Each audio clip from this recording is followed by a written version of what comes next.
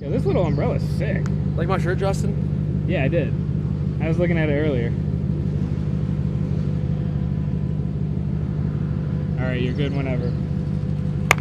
Good morning. Today is day 4. It's Thursday. We're in Birdsboro, Pennsylvania, here at Pagoda MX. It's really hot out.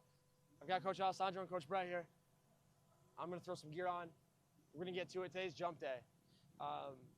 So we're going to take all the strong standing stuff that we've done all week long, all the fundamentals, and we're going to create some technical situations out of it. Okay? We're going to put them in a difficult situation that's safe and challenging so that they can learn, baby. We're here learning. Today's vintage shirt of the day. All I ask is that you treat me no differently than you would the Queen, baby. I don't know. It was a vintage thing from a thrift store. That was kind of funny. You treat me like a queen, baby. How's the track? Come here, you're going to be on camera. How are we feeling? It's hot out. How are we adjusting to the temperature? It's been getting hotter all week long. How do we feel? Yeah, dizzier, A little dizzier. but it's as long as you keep drinking water, and I'm just like keeping all this cool fan and stuff. Yep. Just trying to keep my core temp down as much as I can. Bang. Awesome. We like it. Got the big tank on. He's out at the Moto Academy. Races some wood, some enduro stuff. Races, do everything on the bike. That's the best thing we can say is come to Moto Academy, do everything on the bike. I'm going to get dressed. Sounds good.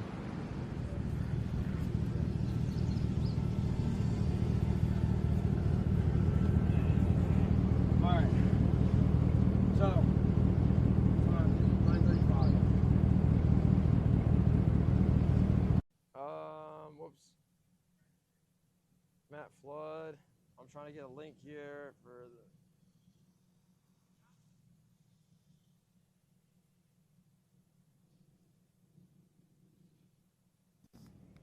Hello? Hello. All right, chat. So, make sure we're staying hydrated. Personally, I drink well, maybe I shouldn't, but I drink this. This is what I have right now. Okay? It's Element. This is raspberry salt. I buy it from Walmart. Sometimes I like Pedialyte, but Pedialyte, sometimes I drink too much of it, you know? Like, I'll drink a whole one really quick, and that's not very good. So this is any hydration pack without sugar in it is good. I like the Element because it doesn't have a ton of extra BS in it. Or caffeine. They make some with caffeine in it. Don't buy that. Don't buy that. Also, another one that's good that I kind of think is cool is the Rhino Power. And I like that one because it's got some carbs in it. It's easy carbs. Sometimes if eating's hard for you during a race day or riding, that's normal. But I think that if you can drink it, it's much easier. And some carbs is quick energy. That's what we need, right? So, yeah, we're having fun. The temperature already is 90, and it's 9 o'clock. So, yeah, jumps are gonna be fun today. They've done a great job with the track. I don't know how much water we've gone through this week on the track, but it's a lot. Probably thousands of gallons. They're watering the track 5 times a day, and they're drenching it. So yeah, we're having a great time. I wish you guys could see the setup here. Justin's got an umbrella in his backpack. You should pull up with a hat umbrella. Dude, I wish. It's not big enough though. If I had one. You need a fan going around your neck. Or like, the Larsons had like some ice things that went around their neck. That shit looks sick. Repeat. Just want to see if Bert has his radio on. Bert, do you have a radio on? Mr. Bert. So, Fit Check shirt vintage from Bomb Shack Vintage in Pittsfield, Massachusetts. Shout out. Shorts, Kill Crew. There's some fight shorts. I like them. They're floral. Ethicas that you guys can see from Loretta's in 2021. This is when Ethica still had the collab with Racer X. I think now it's PSD. 40th edition, baby. These are the most expensive pair of Ethicas I've got. The $20,000 Ethicas. Knee braces debate. What are we wearing, guys? Do we wear knee pads or knee braces? I wear the Asterisk Carbon Cell. Asterisk Carbon Cell, yeah. They've, knock on wood, they've worked well. They've worked for me, and I've worn Astros since I was 11 years old. I started wearing knee braces because I was at a race in Claverack, and what happened was I was going down. I was in a race. I was on the 85. I was really small. I remember I was in the 85, the big wheel class on the 85, and I didn't like the big wheels because I didn't feel super stable on them. You know, I felt like it was always kind of round like that, and I crashed, and I had like a Fox. This isn't Fox's fault, but it was like a Fox normal knee pad that would have like the 2 straps down here with like the cup here, and they were pretty good, but it slid down a little bit, and I took a foot peg to the kneecap, and honestly I got lucky. It just kind of cracked it. It wasn't like a horrible break, but it sucked bad.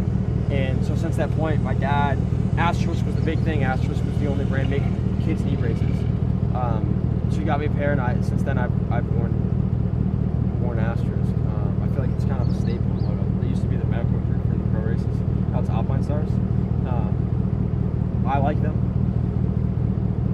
Maybe I'll never switch. I think for coaching I should probably wear the EBS TP199s because, well, it's going to be 115 degrees today. And knee braces, they don't really get uncomfortable. I just feel like I'd notice them. Or I feel like it'd be easier to walk with. But with boots on and full gear, it's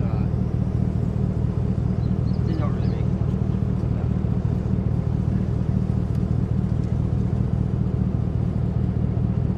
that. Hey, I think it'd be smart if we just give Green like a 10 or 12 minute session so they can get more water before we go to their section. So we can pull Green off at 52. Sounds good. Remember, Dutch. Breaker 19.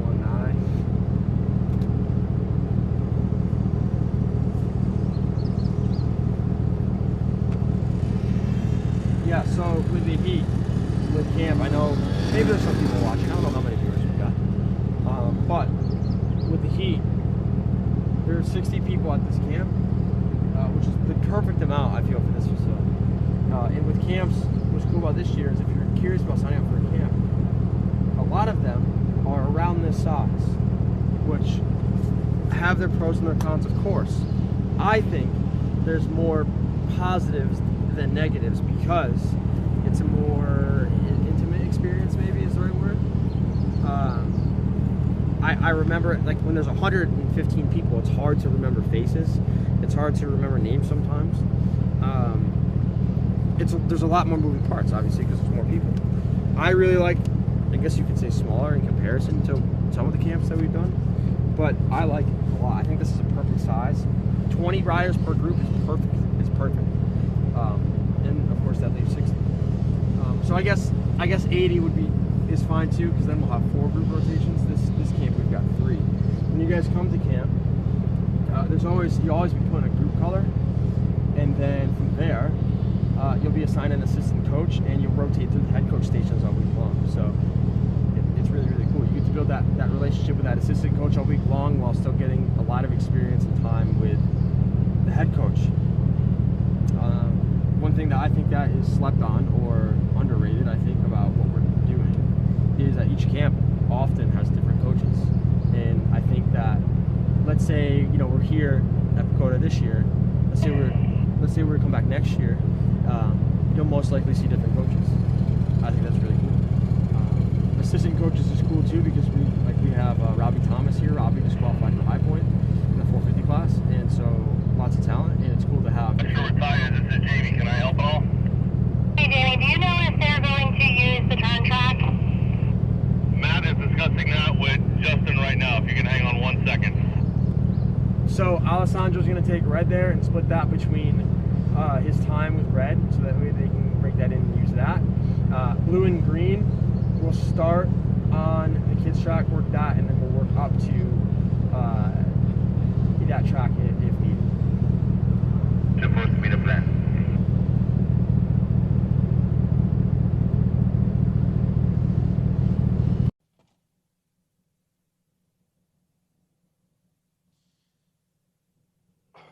I always procrastinate getting ready for the morning.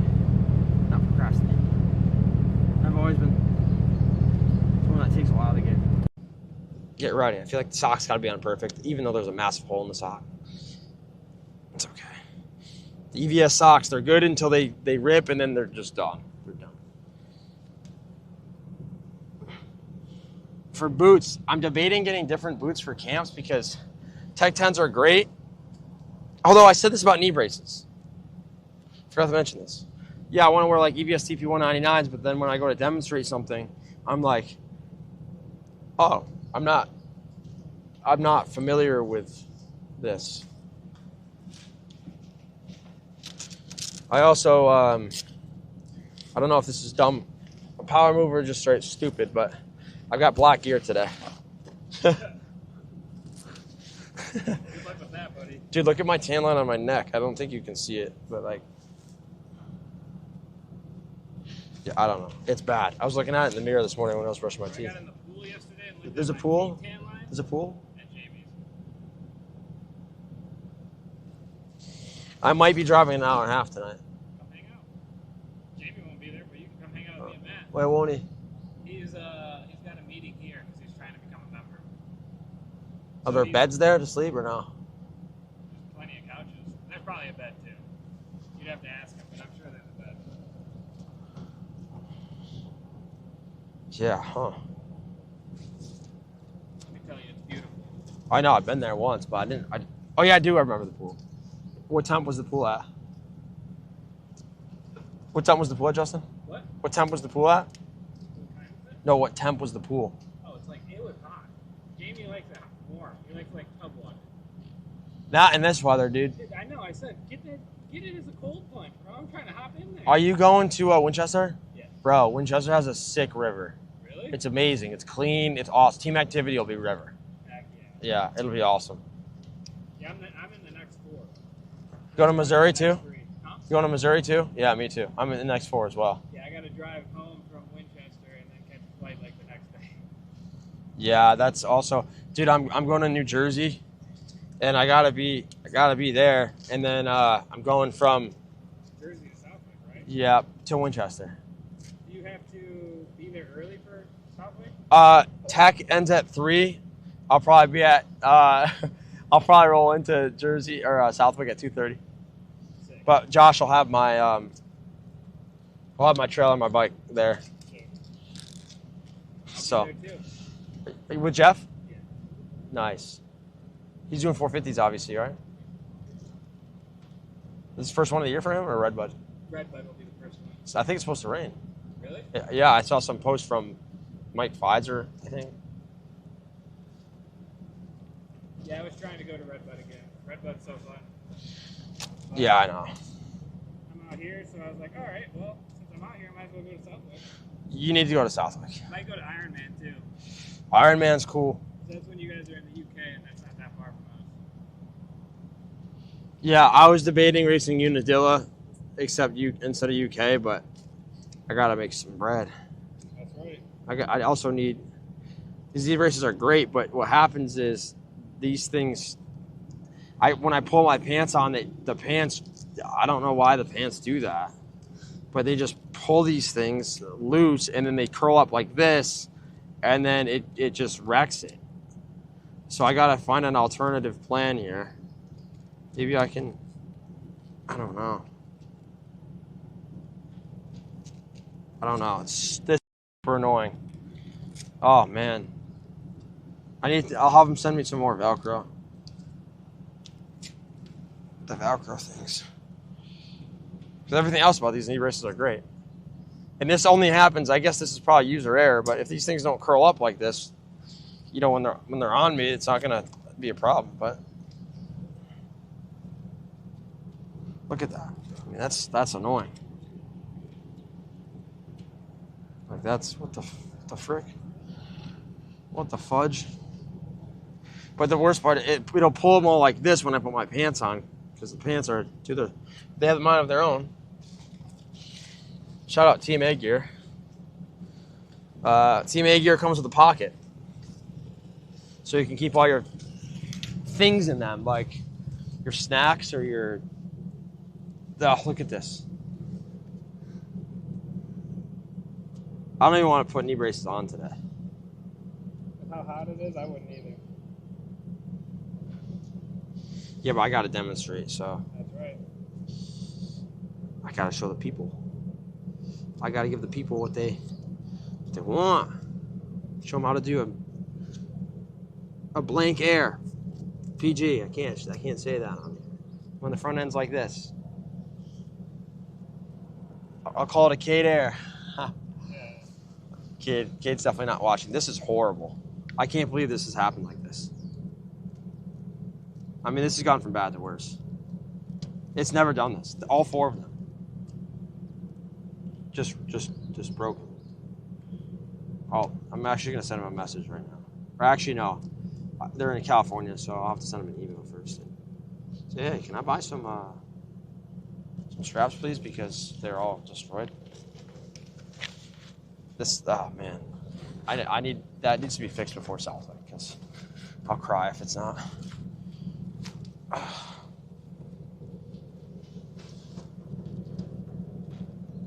Dude, this is, oh my goodness, I'm gonna freak out. Not actually, but it's frustrating. It's super frustrating when things don't work how they're supposed to. It's okay, we prosper. Oh, Justin, it's warm. It is a little warm today.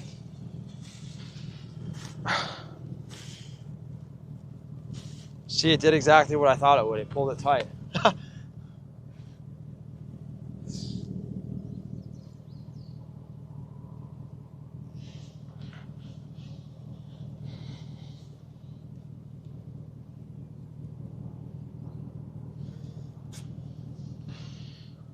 Bro.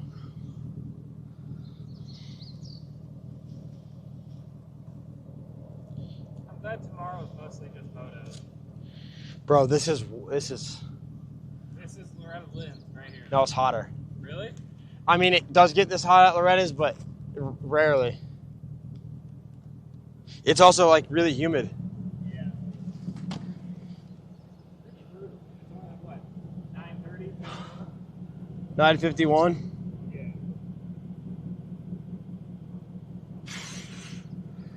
And I'm not bad in the heat either. Like, Same. I try not to complain because I hate snow.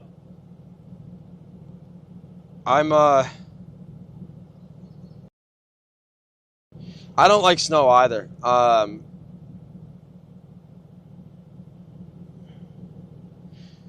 9:51. Let's make sure my phone, dude, every day this week my phone's overheated multiple times. So that was fun. Let's get some element going, actually. Which flavor am I gonna pull out today? Citrus salt, baby. Citrus salt.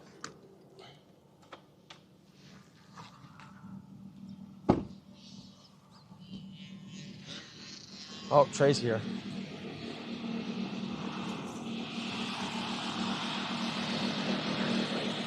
Yeah, we're hot. Yeah. Oh, can you grab my jersey out of the truck, please? It's in the front. All right, guys.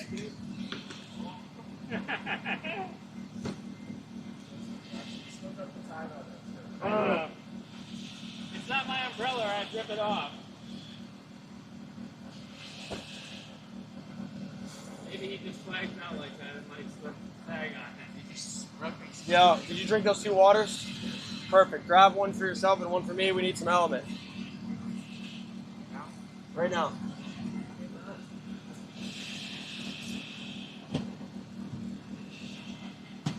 One for you and one for me. This will be my 4th water today. You feel dehydrated?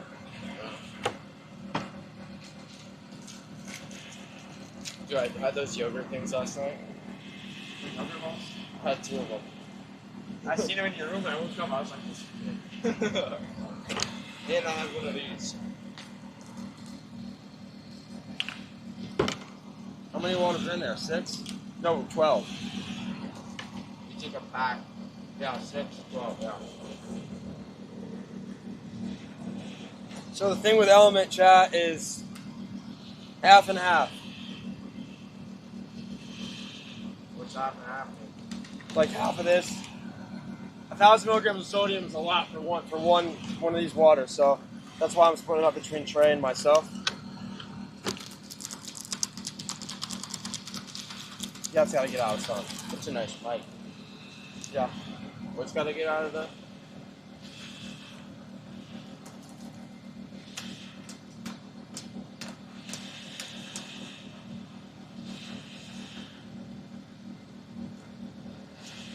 You watch my Moto? I'm sorry, I didn't. Sorry. It's the first one all week I didn't watch. Brett was watching it. I was launching that wall jump right there. Don't do that. I timed my Don't launch the wall jump. Why? It's ridiculous. Hard on everything. No reason. Stupid. Pointless. Don't do it. Fast. No, it's not. Okay, well, I wasn't trying to launch it though. I don't care if it's fast. Save the bike.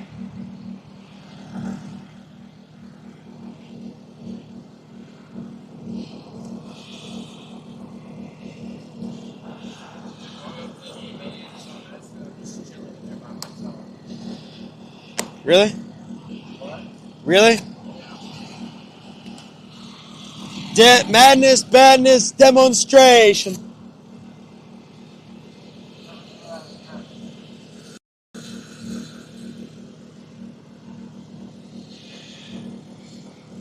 Madness, badness, demonstration.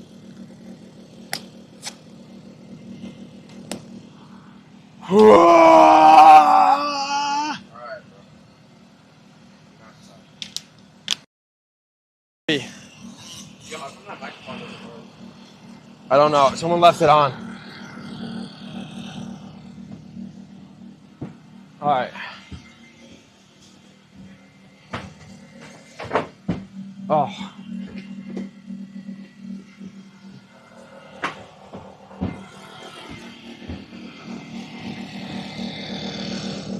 When's the last time Jenny had some gas? Who's Jenny? Jenny. Yesterday when I filled her up. She's thirsty. Like at 3 p.m. Yeah, she might be thirsty. I like that kid. That's big. Thank you. Shout out One Industries. No. We can't say that. Actually, I don't really know what we're allowed to say and what we can't. Yeah, no, it's heavy. This is It's on the back. It's on the top of the bag. Madness, badness, demonstration. All right. Chat. Here. No, I'm going to walk and talk. So, guys, it's going to be 10 a.m. here pretty soon. And we're going to go make an announcement. This Lucas Oil Pro Motocross, I'm really sorry. Logan Tristany, if you're watching, I broke your umbrella. I owe you a new one. I don't know how this ended up in my truck. I think I stole it from you at Southwick for some reason. The mic is just pointing out of my chest like it's a horn. You got another. There's a hey yo, hey there's a also the breeze is nice. It doesn't quite feel like 105. Justin, it's gonna be bad regardless. My feet, I've got trench foot. I got swamp. No, I'm in the trenches. I'm in the swamp. Oh, I forgot to tell Trey to put sunscreen on.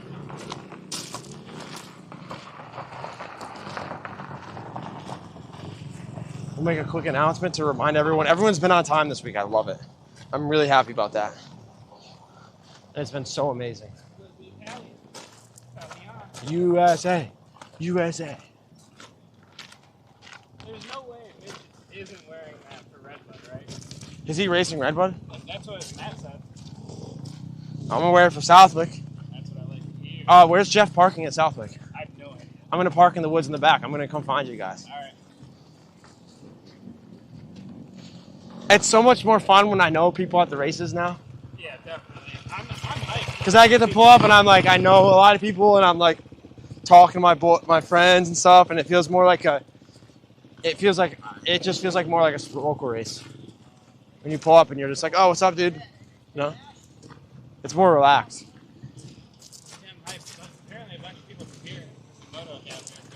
Yes. Brian, Ryan, or Brad. Brad. Brian, where's Brian? Hi.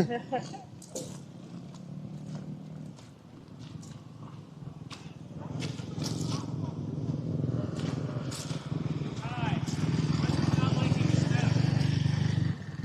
What? What's it not liking snow? Does anybody really like snow? I don't mind it.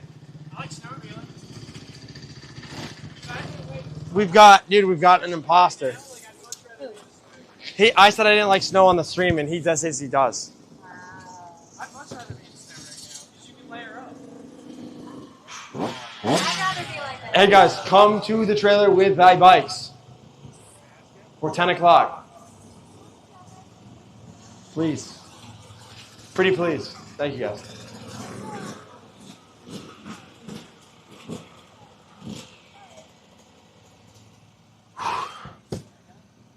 Cold, bro. This is nothing, Flood. You want to build a snowman?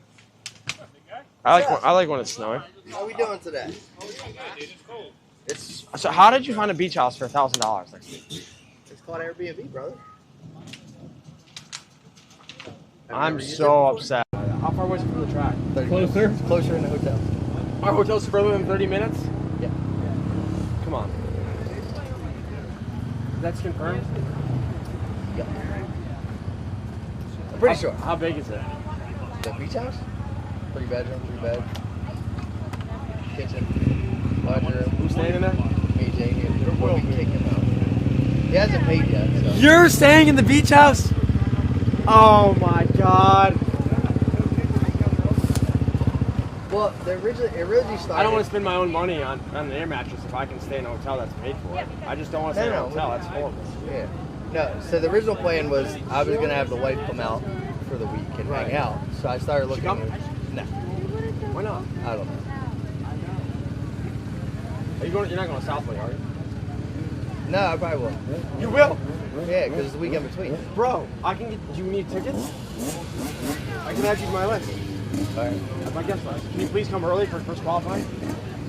Please? What do we think, chat? Should I go? Yeah? All right. Please. I Yeah. need you there. Okay. I have my qualifying. I got the good group. I'm in the first group, and I'm at 8 a.m. Okay. And I'm qualifying it. Stock bike. If anyone's watching this and wants to support the cause, send me a message. I don't know. We're racing. Hey, listen. When I qualify, hopefully in the top 10 on a stock bike, I'm saying it now. You have it in writing on camera. That's gonna happen. I'm on a stock bike. What? What do you mean? Oh, I need about 50 grand for a mod bike. For the whole bike? Yeah, but it's not that. It's like 30. Okay. We'll figure it out. Talk. You know, find a guy who knows a guy. But I'll go. I need you there. I'll even pay for your entry. It's $80 gas pass. You can go anywhere you want. Okay, guys. Thank you for being on time. 10:02. Perfect. Thank you for being on time. Here's what we're gonna do. Red group. We're gonna use that turn track in the start shape, but we're also gonna use a smaller deck. There's a lot of small jump stuff that we can do. I know you guys are thinking what the heck, but trust us. Stay with it. That will be Alessandro's group. He will be starting with red. He will start you guys on that turn track, and then we're gonna you guys rotate from the two. Coach Brett will be on the right side of the main track. You guys can meet at that left-hand corner that you guys did yesterday. That left-hand corner down at the bottom. Okay, that means I will be on the left side of the main track again. We'll be working that step up or start there. Does that sound good? Sorry. Who's with Brett? I digress. Red group is with Alessandro. Blue group will be with Coach Brett at the right side of the main track. On the left side with me will be green group. This session will bring us up to 10:45. You'll get a 15-minute break, and then you'll meet your next coach at 11. That's not good. Yes, it's clockwise rotation. So, red, Alessandro. Blue, Coach Brett. Green, Coach Todd. Any questions? Hydrate, hydrate, hydrate, hydrate, hydrate. Let's go. Let's do it.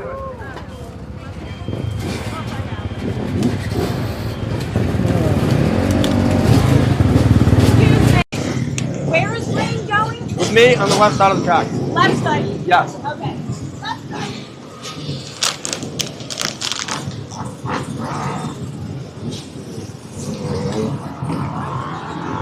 Let's go, Justin. Whoa, whoa, whoa. Oh, no.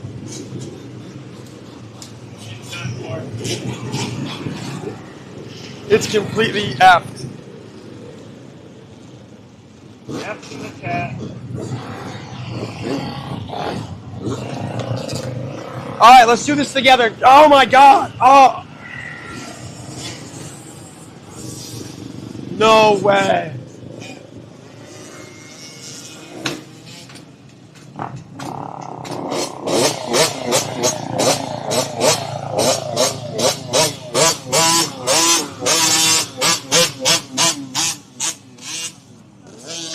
All right, all together now, Justin.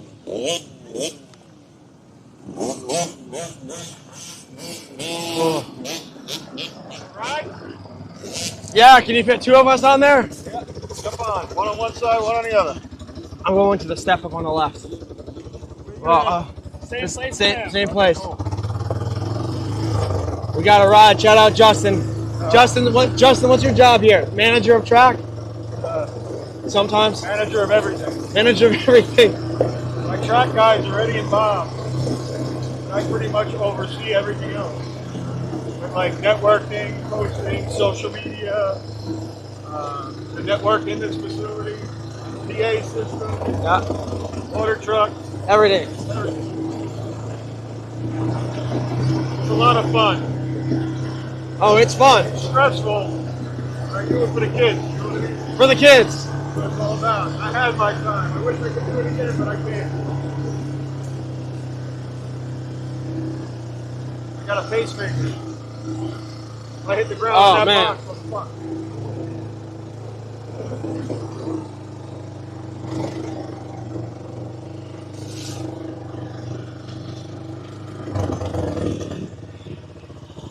Okay, gentlemen. Thank you.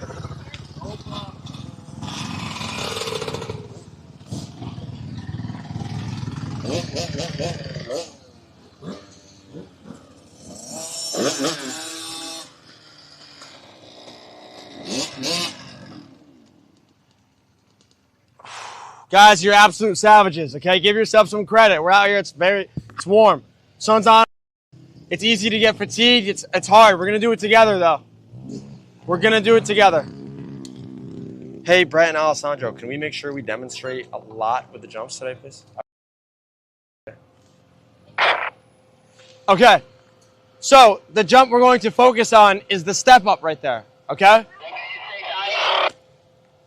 Demonstrate a lot. So, can we all ride over across the track together and park next to that step up or just in front of it? Can we all park in front of that step up on the side of the track for me? Yeah, let's do it. Yeah.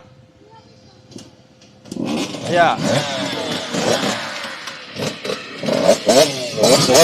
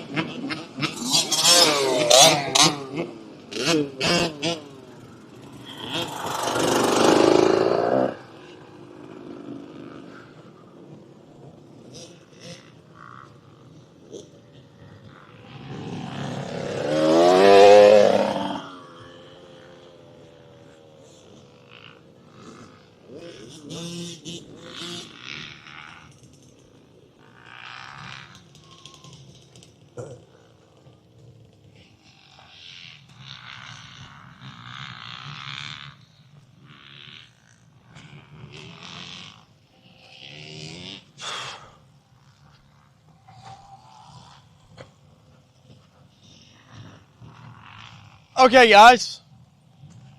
Here's where we'll start. I know we're all familiar with the track today, or this week so far. We've obviously, hey guys, come back, come to me. Circle tight, tight, tight, tight. I'm losing my voice.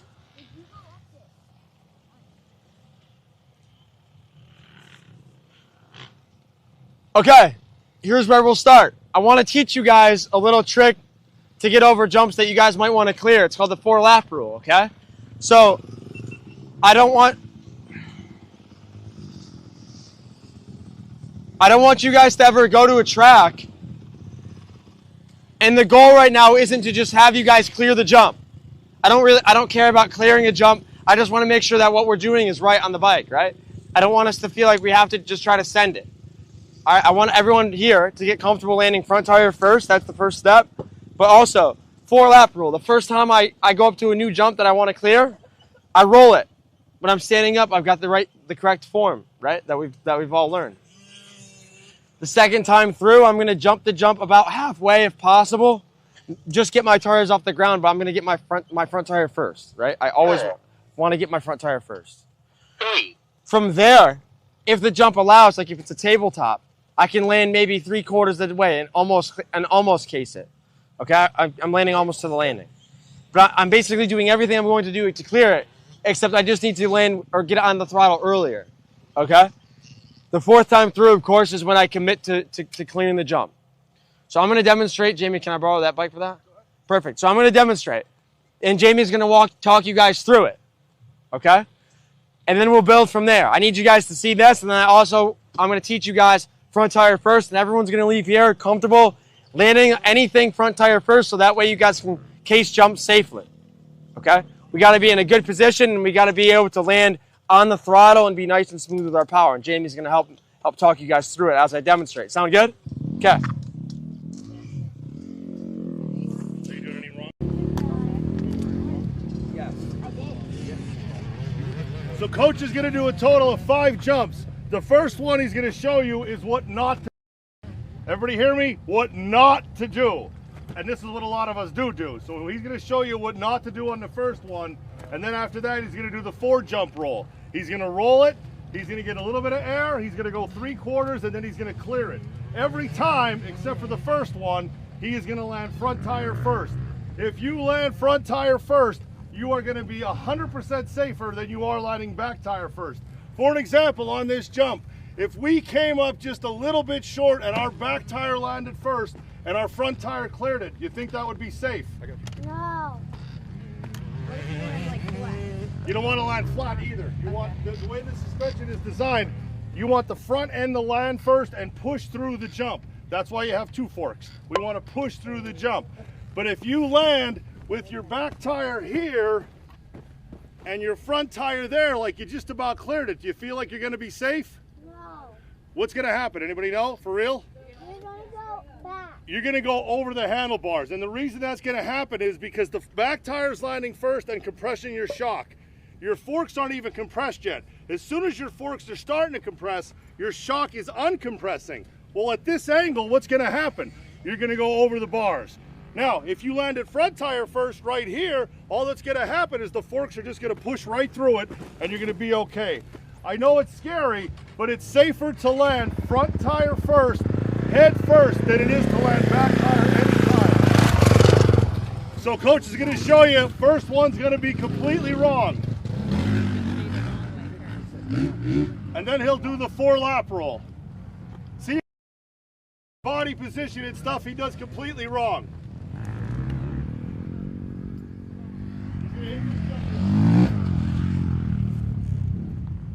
Better not wreck my bike.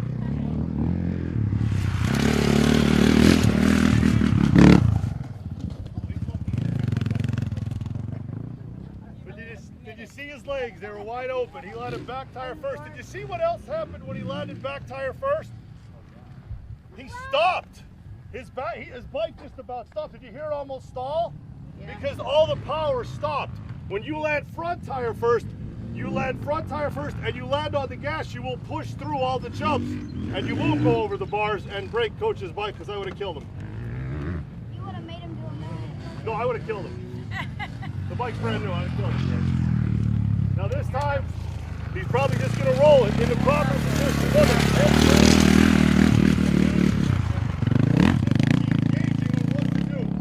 Look at it. He's building his confidence. He went up it the right way.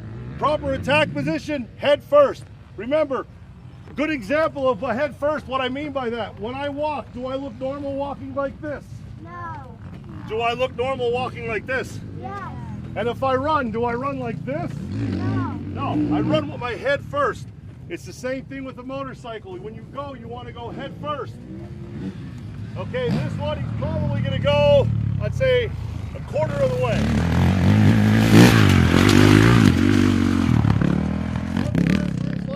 You see how the bike did not stop. When he landed that back tire first, he actually almost went over the bars because the bike stopped. When he landed front tire first, the bike pushed through the landing and he was able to continue going.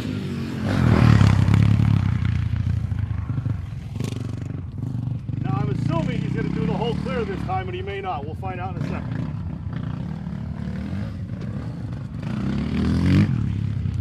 Proper attack position.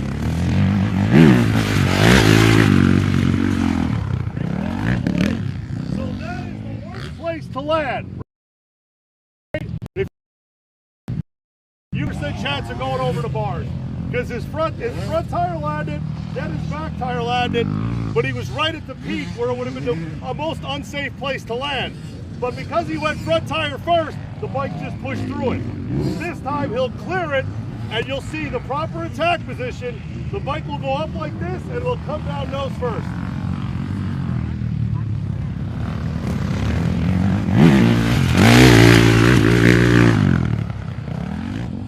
Didn't do anything crazy in the air, did he? He didn't do any leaning, any brake tapping, nothing crazy. He just stayed in the attack position, and the bike followed the natural terrain of the earth.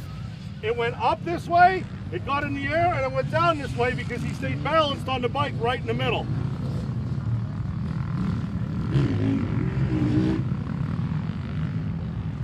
And I think he's doing extra laps on my bike.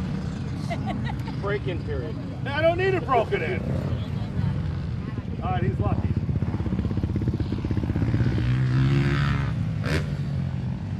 And I'll tease him a little bit here.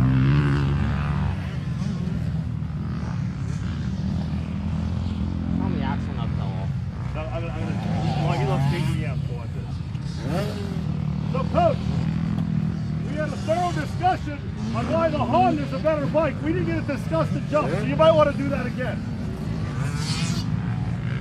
Well, Jamie, thanks for the bike. I really like it. I really like the bike, honestly.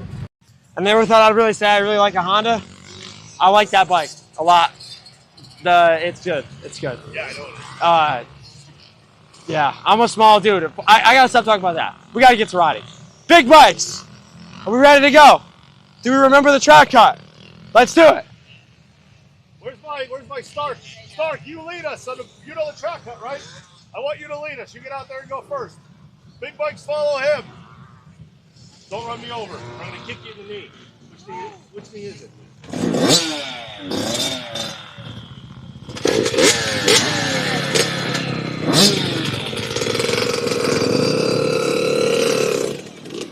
Hey Jamie, just a thought I had. It's kind of warm.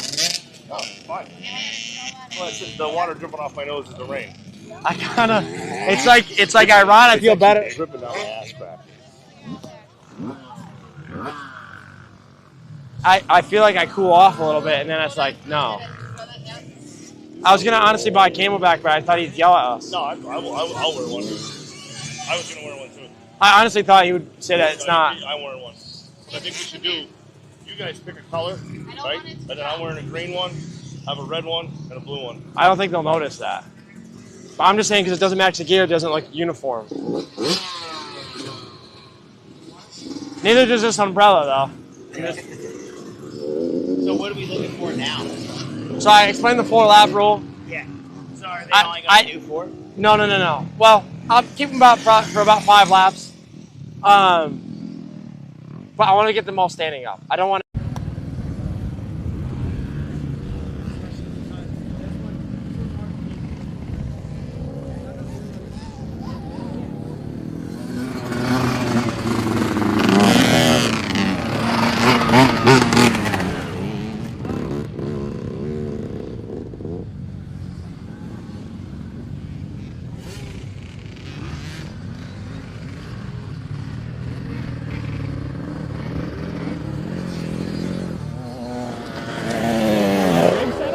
Say again? You like my little rig setup? Yeah, dude, look at that. Is A little duct tape? yeah, buddy. Coach, We're feeling Let good. them know that even though it's an uphill, they still land front tire first.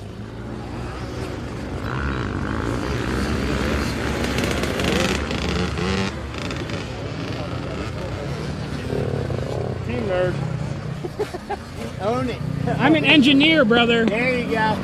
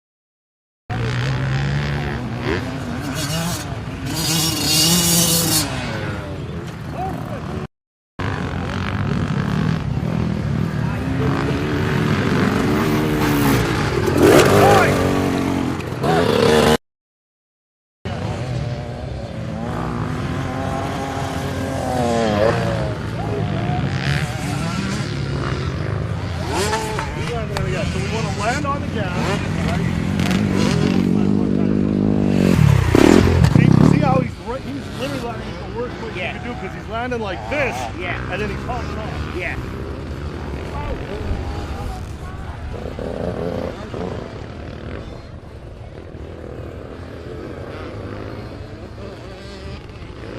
On the gas, front tire first.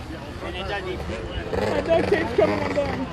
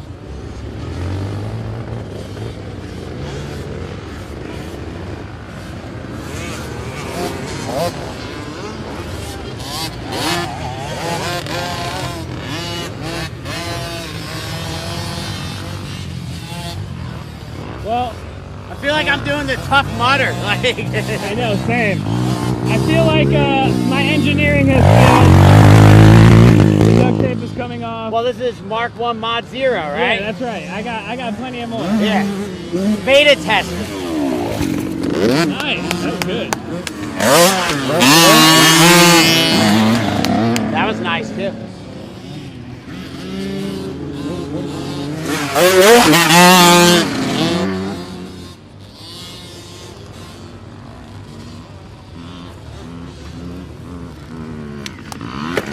Yeah. Suspension's on like clack. But he went front tire first. Yeah, that's all that matters.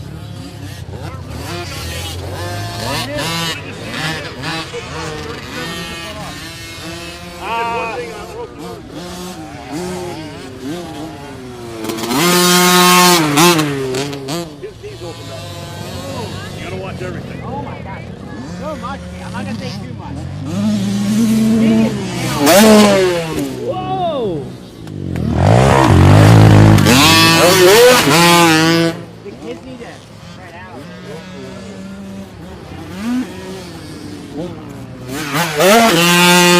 Slippy or no? A little bit, but They're hard though, right? The 50s? Okay, so this was the kid that was running. Yep. Okay. No, 37. This is that one right there. Oh, okay.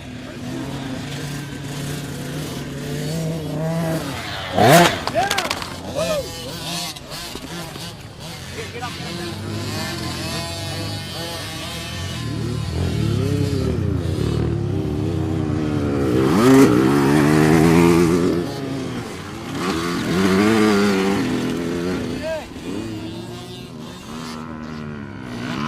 Yeah, Travis!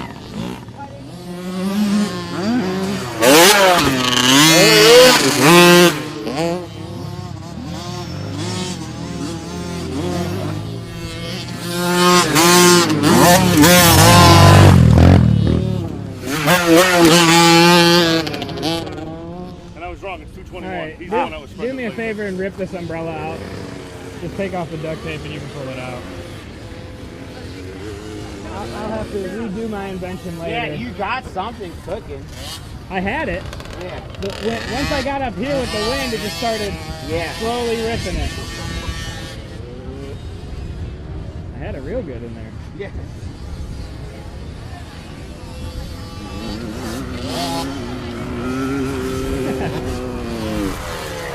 Better, much better, much.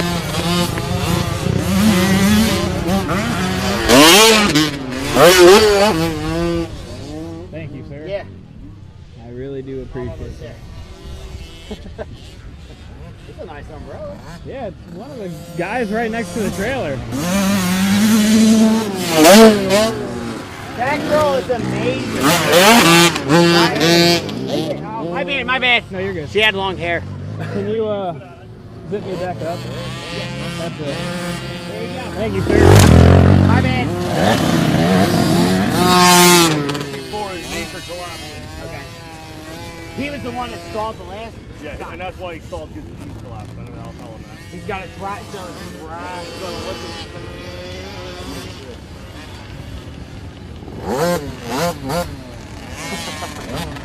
Hey, Jamie.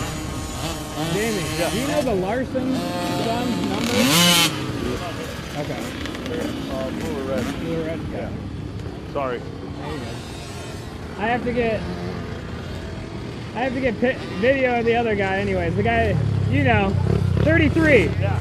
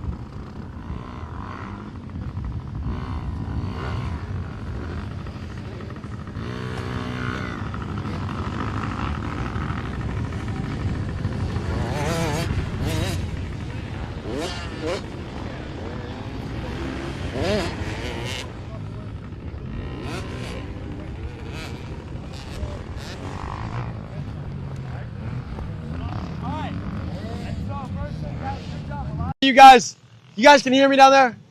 Okay. A lot of you guys were doing a good job getting your front tire first, okay? But a lot of us were letting off when we would land. Right? Don't let off the throttle all the way when we land at all. Land with just a little bit of throttle. I don't need you guys to land wide open, but a little bit more. A little bit of throttle is fine. The bike will go forward. It's not going to be such a hard landing. You guys need to land that bike, any jump, with a little bit of throttle. Also, too, you smaller bikes, if you guys aren't jumping the jump, that's fine. But don't go over the top of it and sit down. Where's Travis? Travis, when you go over that jump, you think we should sit down on the top of that thing? Heck no, right? No way. Let's track smooth now. It's not always going to be smooth. So we're going to not ride it like it's smooth. If we ride like it's smooth all the time, we're going to get to a rough track and be like, what the heck's this, right? Stand up, especially on that thing, a lot. 118, good job clearing that thing. You come in with good speed and then you let off at the top. And then you kind of flip it a little bit and you notice that you're sideways. That's why. You've got 100 feet of landing that you could hit this jump wide open and you're not going to flat land it. So the speed you're coming in with is fine. Don't let off at the top though. You're just barely making it. Just barely make. You need to get that downside better, especially on that thing. You're going to be able to land and accelerate down the landing, not land and be nervous because you're casing it. Oh, he's telling you not to. Do you want to do it? Not yet. Not yet. He's there. I'm usually like telling people not to do jumps. He did clear it. You just cased it. If you're gonna commit to that though, at the bottom of the jump, stay on the throttle. That's as short as I want you to land. Okay? Anything shorter than that, sideways, you'd rebound like this sideways. It would be no good. So when you commit to throttle, stay on that for sure. 518, 824, stand up here. As soon as you get here, stand up and stay standing until you get to that next corner. You guys got it. No problem. So guys, everyone as a group, stand up, land with a little bit of throttle, and do not sit down until you get to that corner. Sound good? Big bikes, you guys are good. What's the temp now? I can feel it, like, I just feel like I'm constantly like in a shower of hot water. My duct tape fell off, so I no longer have an umbrella. Feels like Stay with me. 97 right Stay now. with me.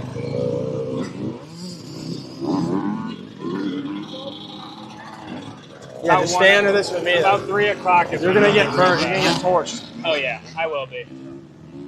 I put on sunscreen, but I'll still get torched.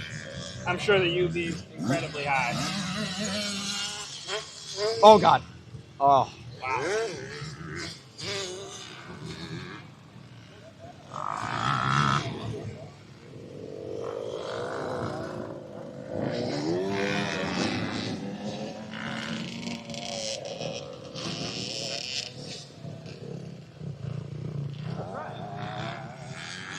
I don't know how he's wearing jeans, dude. Hey Ryan, why the heck are you in jeans? Jeans.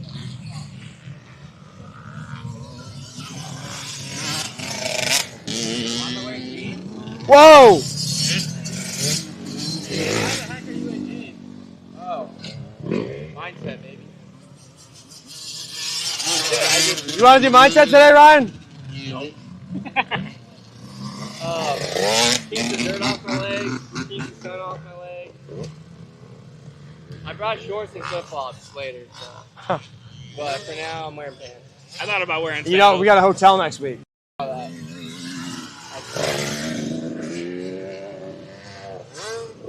Whoa. I don't know. What about? I didn't. Because Jamie and Matt found a beach house for like $1,000 for the week. We're in a hotel that's further away somehow. Yeah, we're on the beach.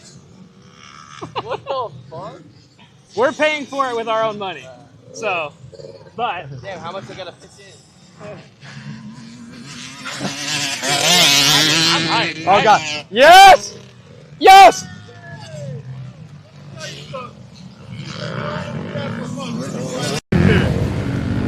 That is awesome. Huh? Yeah, he takes it perfectly. Yep, He takes it perfectly. Takes it perfectly.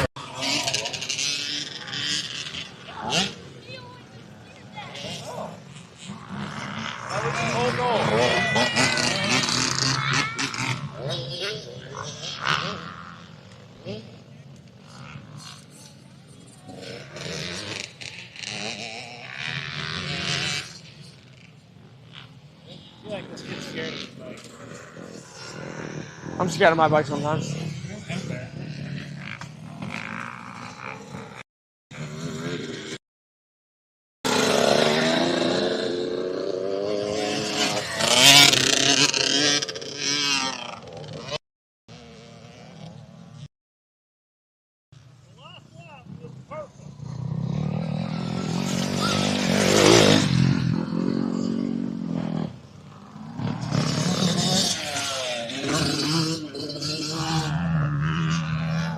What's the time? 37. All right, perfect.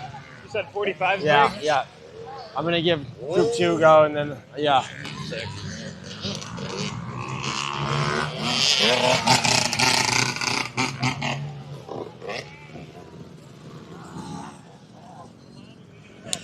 Guys, make sure we break at 45. The time right now is 37.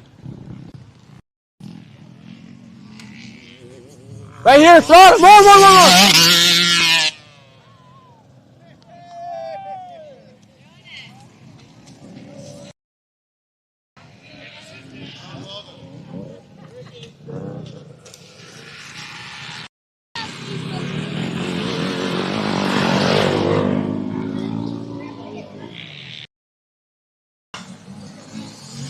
Oh yeah.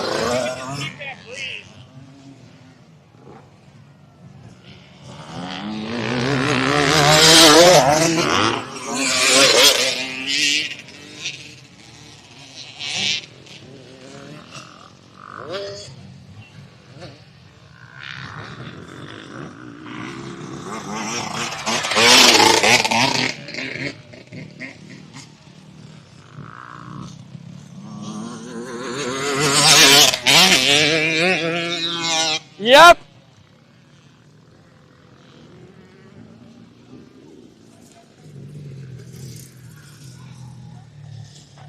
No.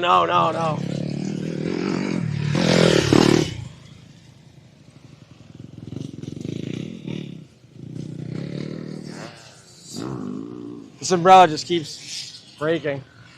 The other one? It's not broken. Yeah. Whose is that? I don't know his name. It's the dude in the trailer by our trailer with the 2 girls.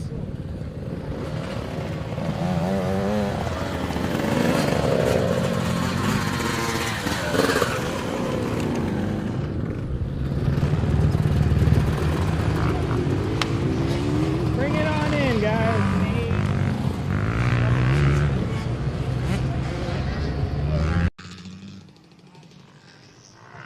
When they first started doing this, we're teaching you to lane flat tire fronts to build confidence for later on. But you're looking great. Just a couple clicks stiffer on the knees, and you got it. Nice work. Very nice work. No way.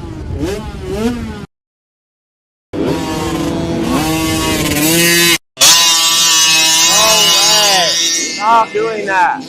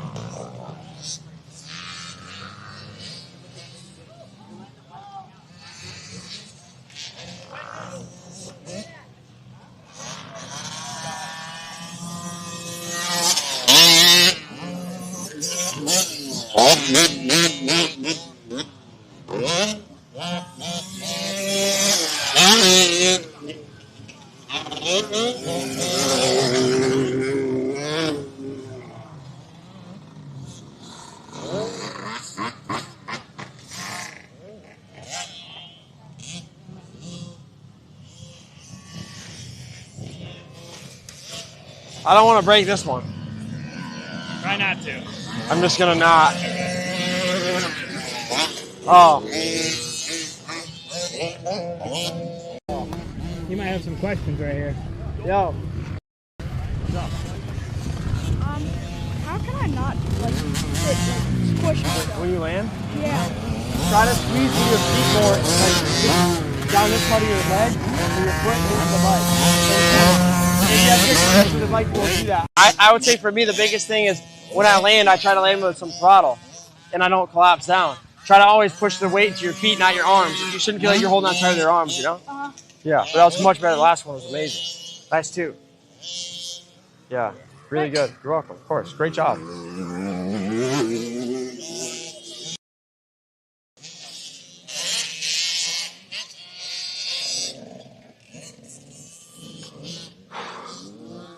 Real feel's got to be 100 right now. I'm starting to feel a little sick. At least. I'm definitely going to try to re-rig this umbrella back up. My stomach is actually the first thing that doesn't feel too great on me. I don't know why. The real feel is still 97, but I don't believe that. No, she's only going to get up to 115 today. Watch out. Whoa, brother.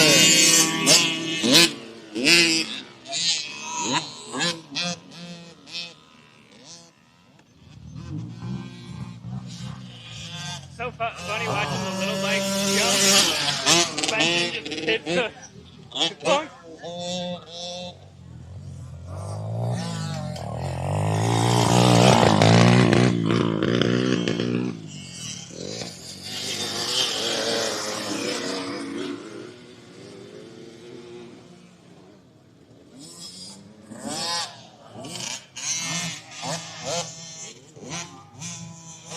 How many rotations today? 3?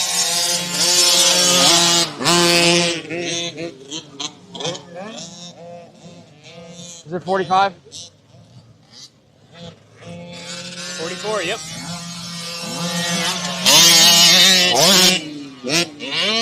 Oh. Good case, though. It's a good case. All right, guys, 45. Give me 1 minute. Technically, he has 1 minute, so. Yeah.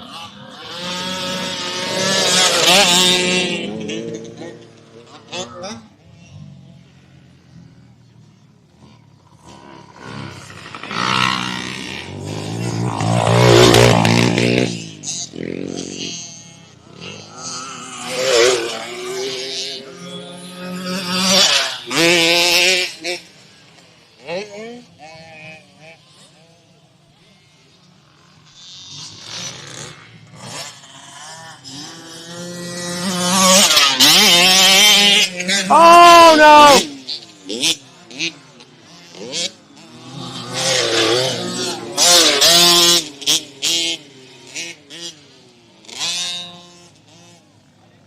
Wow.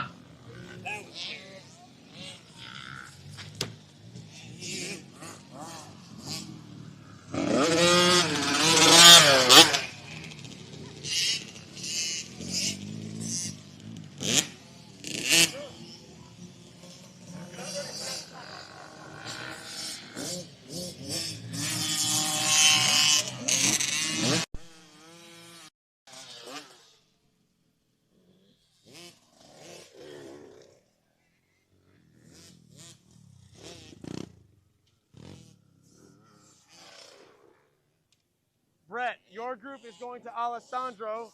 Alessandro, your group is coming to me.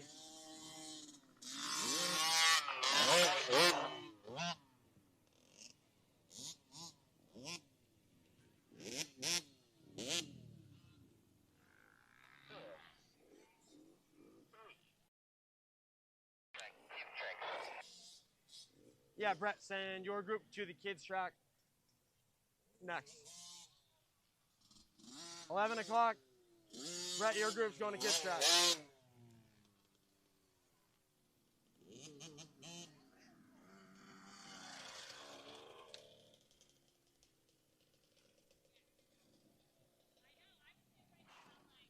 Hey guys, good job. Not going to talk too much right now. Go get some water and some shade. You will be going to Coach Brett next. 11 o'clock, Coach Brett. Sound good? No, he's at the far side. He's right there, far side main track. Far side main track with Coach Brett. 11 o'clock. Thank you guys. Good job.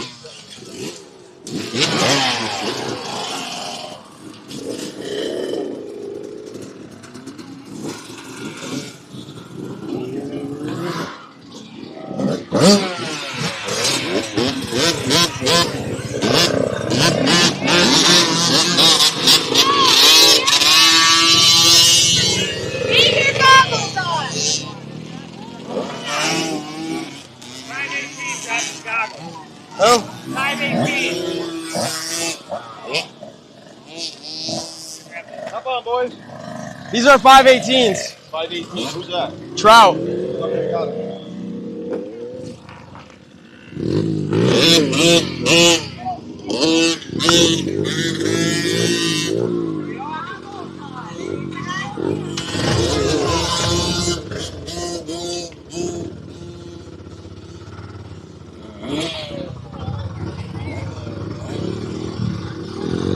Hey, check out your goggles.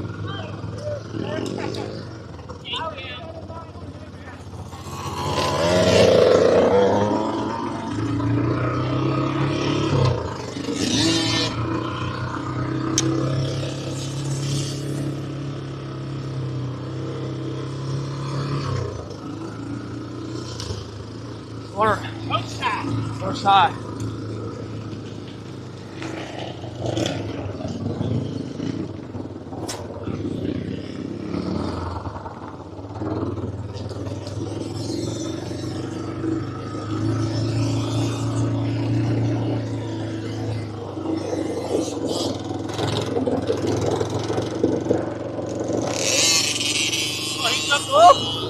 Yeah, I guess he got a golf cart.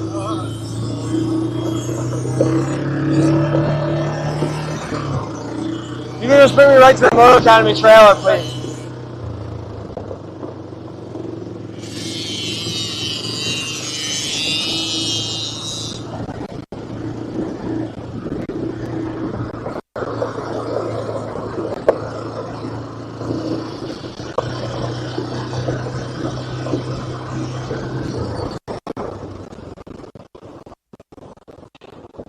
Thank you.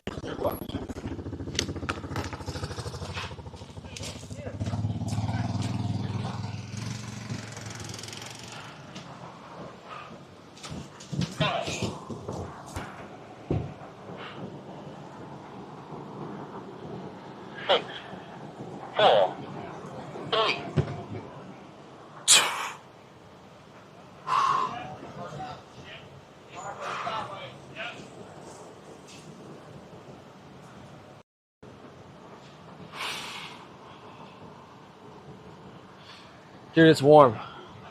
My feet are the problem, I think. Well, actually, I don't think I know.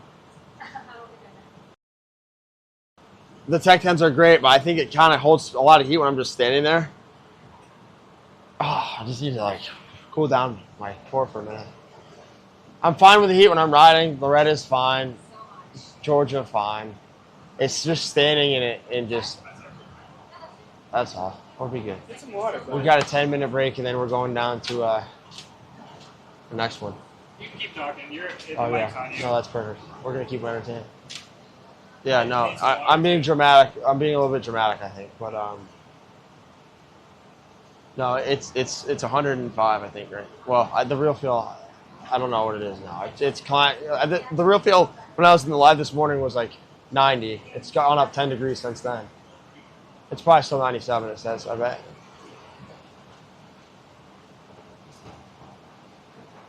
But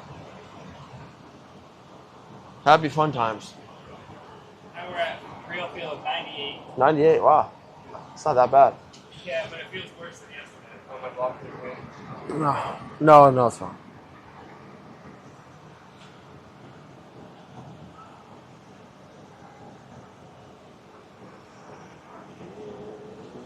During lunch, I'm going to figure out how to break that.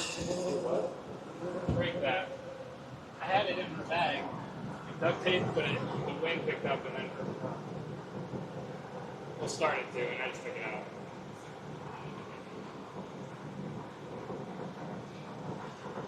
Just meditate a little bit. I've got Blue Group next. You got blue group now? Yeah. Perfect. I need to film some people. Or no, sorry, no. I'm wrong. I've got Red Group. Blue's going to small track. Red group's wait. Blue group's going to small track? Yeah. You said you wanted blue on the small track, right? I said red goes you. Okay, yeah. That's, Red. yeah, but you're getting blue. Yeah, on the small track. You want them down there, yeah. Yeah. Okay. I mean, the third track is good, but the jump. Yeah. Is it good? Did it develop good? Not a lot because he practiced this morning. It's hard underneath. He couldn't like dig it so deep, but it's nice. It's hot out there. Your feet get hot? Trey's good one-hander. Yeah, does it get this hot in Italy? Where? Does it get this hot in Italy? Yeah. Now it's that hot. I mean, it depends where you are. Yeah. If you go in the north, I mean, it depends where. Yeah, it if you depends go on like the time in of the year, Alps, too. in the mountain, it's nice. If you go like in Milan, now it's worse than this maybe. Like this. Jeez.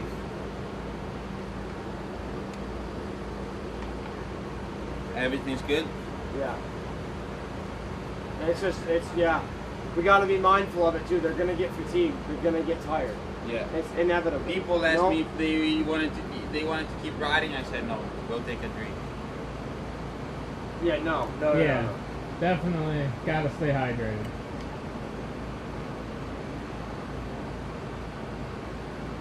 No, because people are going to get tired. They don't realize it. But do we have to like do the private coaching tomorrow also? It was hot, but yeah.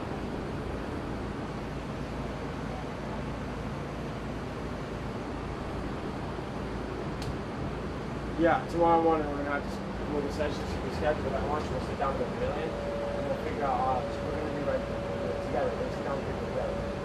Tonight. Tonight and tomorrow. Tomorrow at what time? I believe it's like from 10 to 11. Like during their rotation. Yeah. And tonight from 5 to 6? It won't be during the practice. But yeah. Tonight from... Yes. Yeah. I forgot! I forgot! Dude, I have 3 seconds, no problem. Wait. No, I'm not waiting. I don't want to stand in the sun.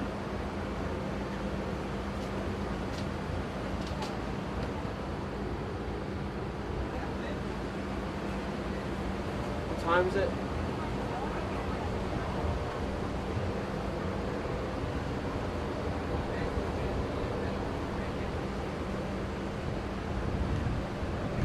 Should have had him drive us up to the pavilion.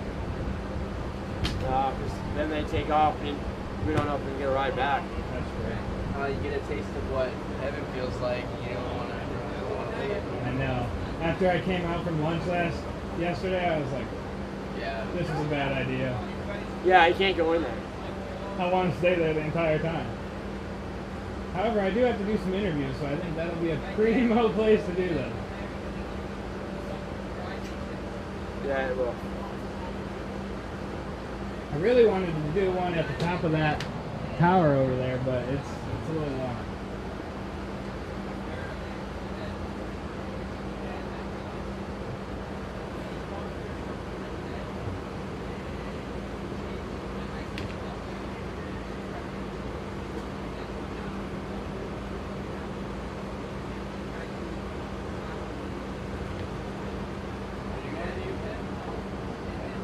You need some water, dude. I didn't see you drink any water yet. Not out there, I didn't have one. No, right now. No, I know.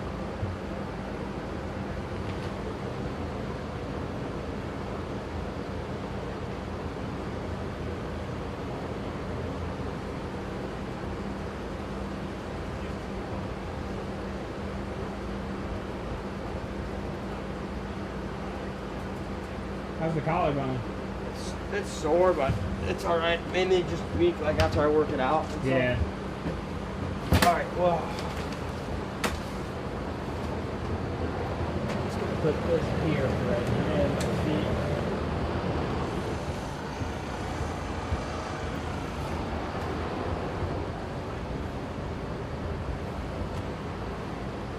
I want to take this out there, but it's gonna be so fucking hot.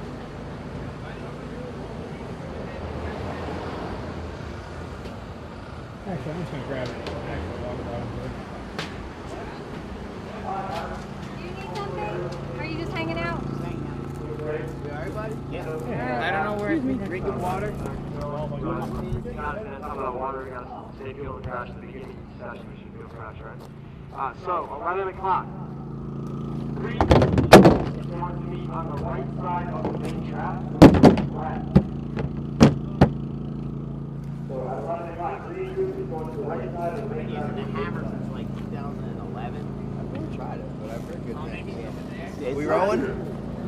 always rolling. Of course we are. It's pretty cold out here, guys. I'm not gonna lie. Yeah.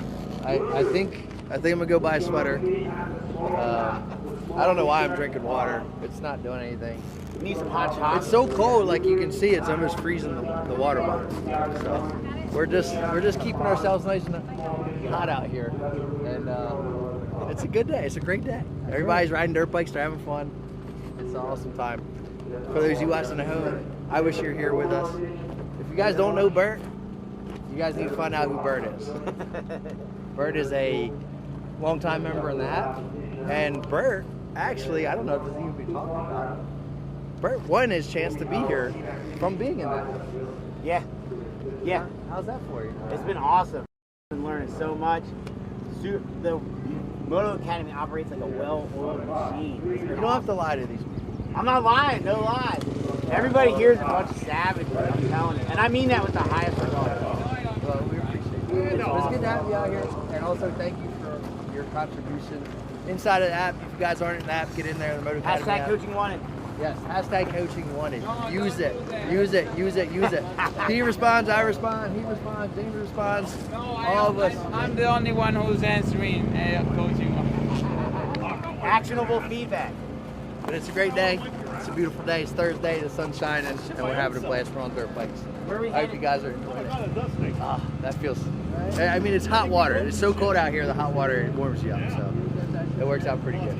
They just watched me dump this bottle. I got it on my neck. Be like that. We gotta go. Yep. Bye, people. Back to Ty.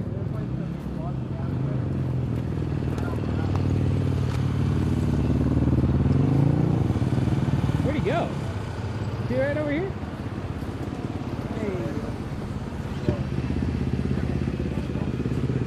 Literally. So yeah, let me know when you're ready. Oh, where'd you get that?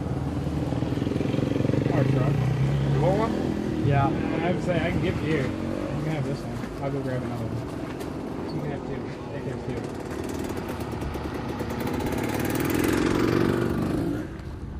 I mean, like last year's camp in New Hampshire, I had 2 wheels no matter what.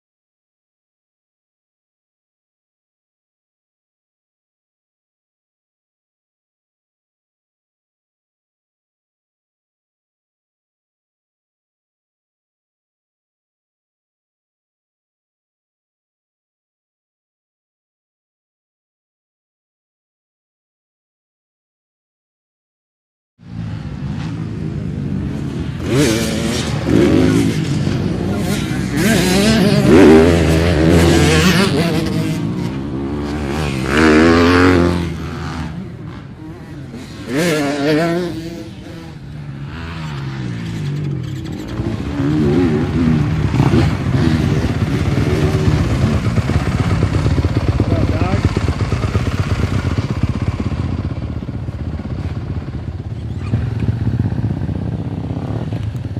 yeah, baby.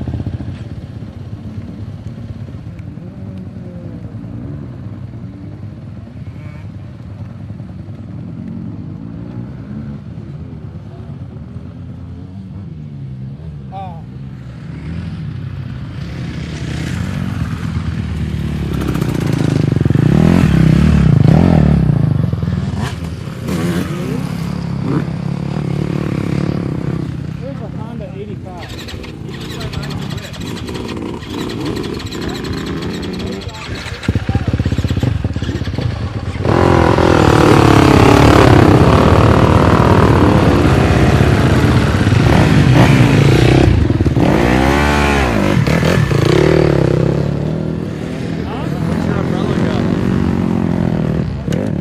The duct tape didn't work. My engineering was poor, okay? The data didn't work. We'll get it there though. Lunchtime, we'll figure it out.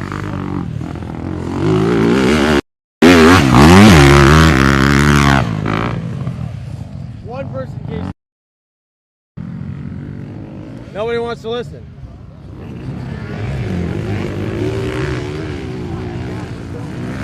Am I blind or is there not out here number 85? Oh, he's blue?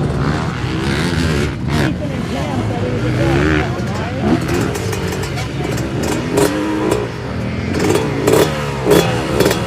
Chat, they're scared of casing the jump. Scared of casing a tiny double. They all want to clear. They're all good. Oh boy! Is he down? No. What? He brake tapped it. Bad. Brake tapped it extra. Yes. So far. Yes. We got plenty of the day to still go. Dude, there've been some tracks where I'm like, oh no. Like, it's hard, dude.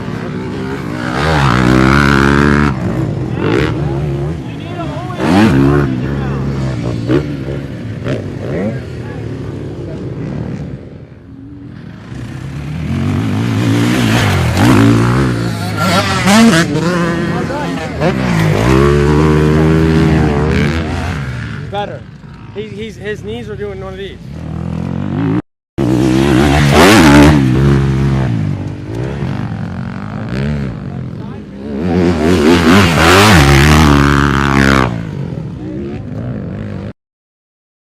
Rub it, but like, you go straight.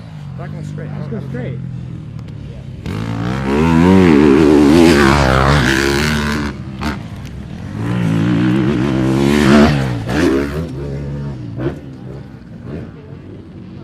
17, this guy's blue.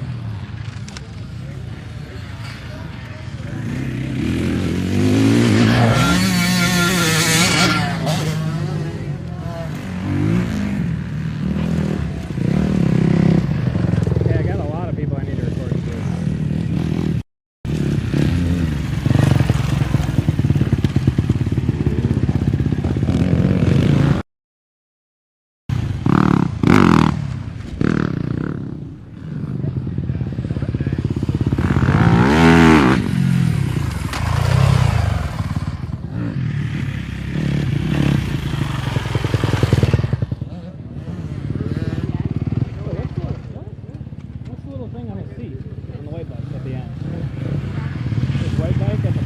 He's got like a little lump. It's supposed to hold it. Yeah. Corner jump.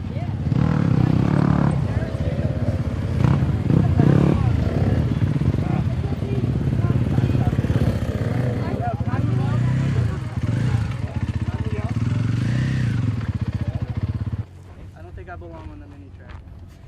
Okay, fair.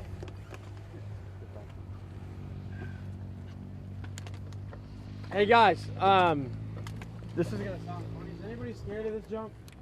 No. Why are we scared of casing it then? What's going on?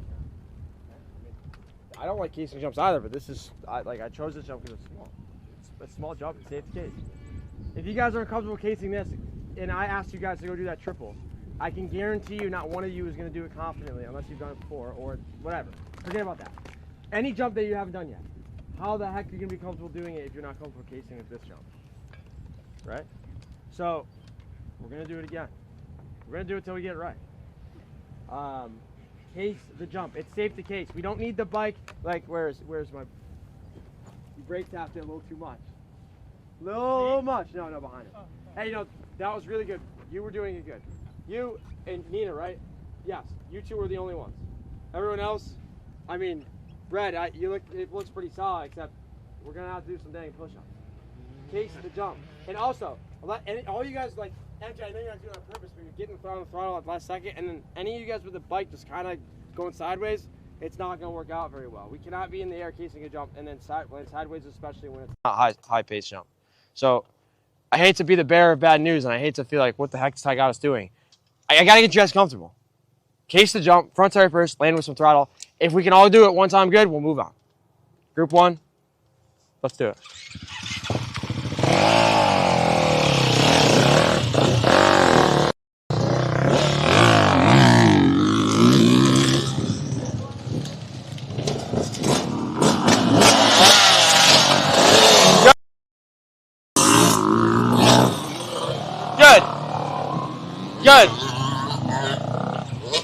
Good. Now they're listening.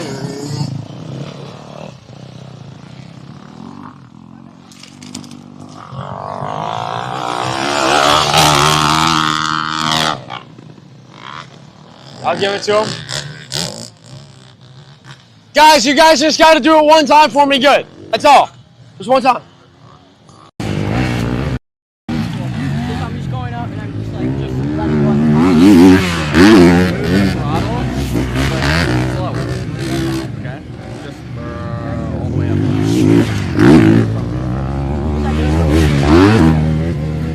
You want them to land just on the lip on the downside? Sideways.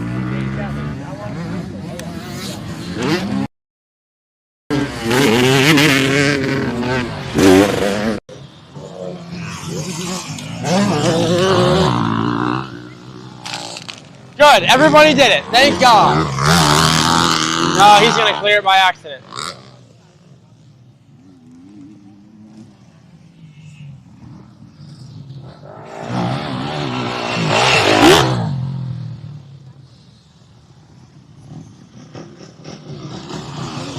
Yeah.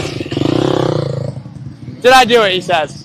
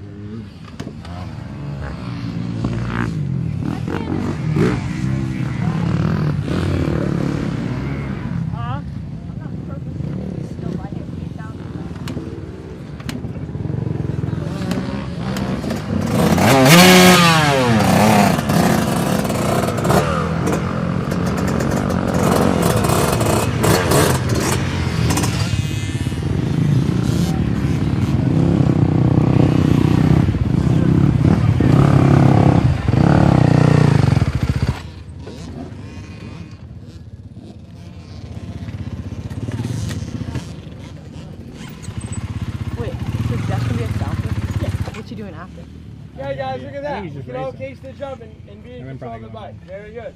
Who likes the inside of this corner more than the outside? So who likes the outside more than the inside? Today, yeah. Half of us didn't raise our hands.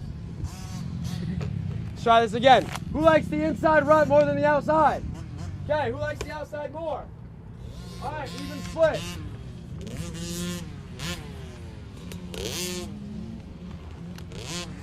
You can carry a little bit more speed into the outside, but you can have a better exit on the inside. All right, so let's work back towards this jump right here. It's kind of awkward sometimes. What I want to focus on now is you guys are all hitting this. You're all off the throttle on the landing of this, like the landing of that. The bike's becoming unsettled. So right now I need us to be on light throttle through the landing of that. I do not want to get up to the face of that and just rut or give it some clutch and try to get more air. Drive through that thing. Keep the front tire light, treat it like a set of rollers. Front tire should be light and should place the front end down on the landing of that jump. That's what we're going to do. So right now each group,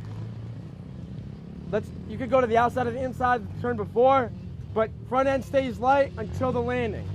And we're driving through it. We're not just jumping to the landing and bouncing, and then we're getting the bike's unsettled into the turn.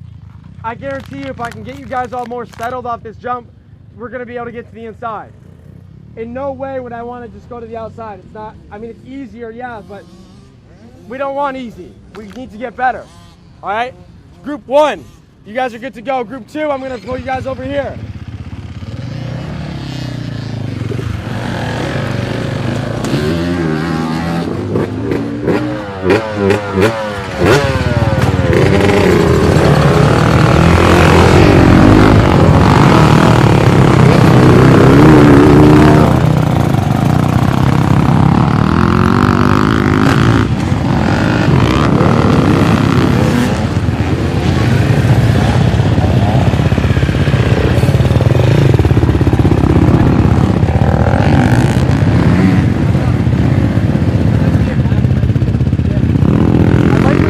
On the circle, that was good.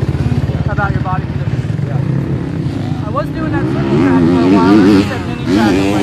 I went down there for 30 seconds. That's fine. It's two with well, actually, it's not because we're doing jumps and you came for jump day to do jumps. So that's why we don't have jumps over there. We got jumps down there. So I know it's difficult. So that's, I'm glad you came over here though. So are we hitting both of these, this one and that one, or just two different? Yep. So no. Now I'm going to focus on this one more. I needed to get them comfortable casing. Now I need to get you guys comfortable keeping the front end light here and driving into this corner. Like right here? Yeah. Right here? Yeah, come over here. I like that.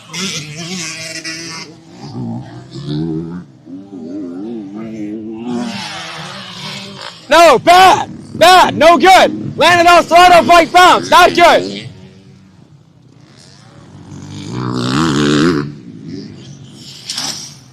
Better.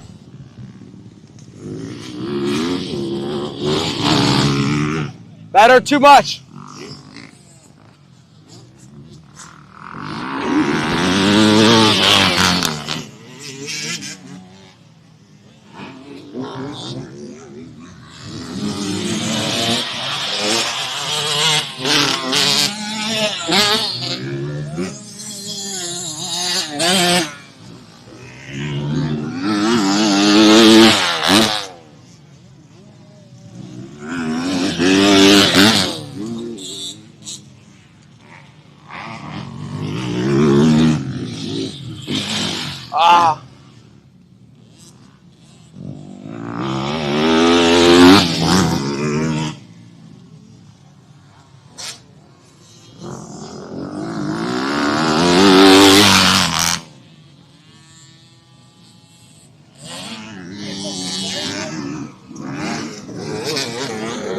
No, I want them driving through it because they're trying to clear it and they're casing it. It's not working. Whoa.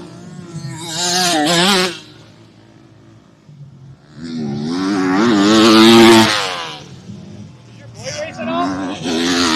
Yeah. He won his regional in B class. Sick. Yeah. That's tight. He's only 14. No way. No. I thought he was like 18. Maybe 16? No. Is he gonna race it? He doesn't have to race. can't get it till he's 18. The new rule. It's stupid.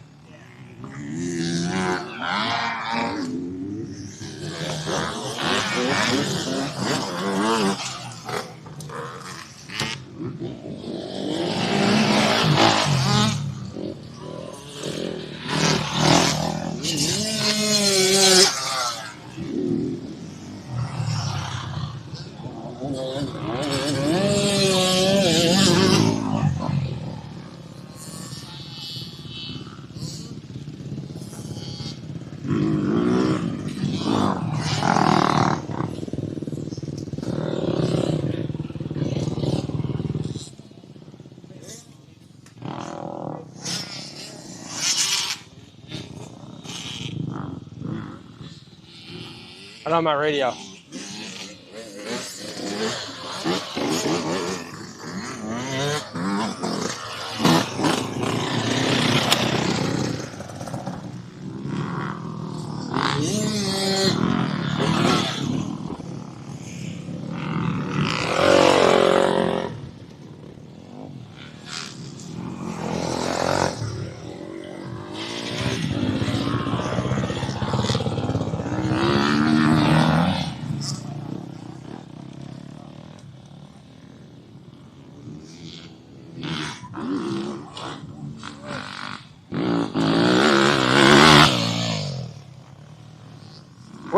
What's the temp?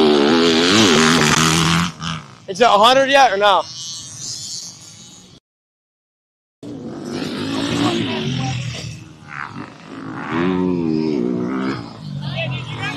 $93. Oh.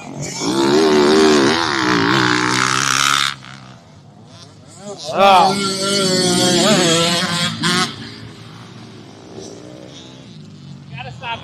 I need consistent I need. Oh wow, good.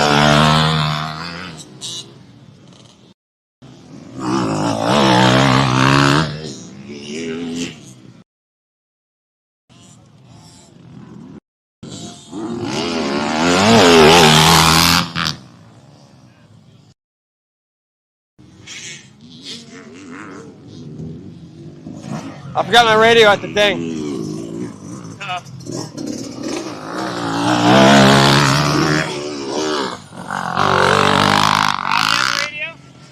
Yeah.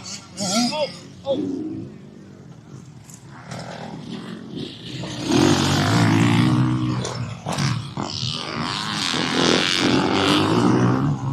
Go!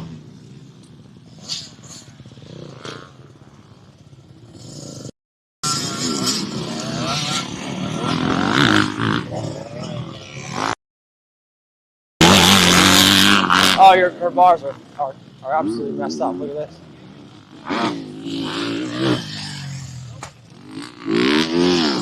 Those are messed up. Yeah.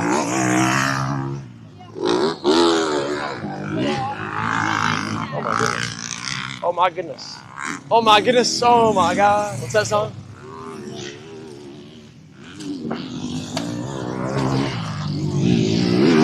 Oh my goodness. They need to go this way.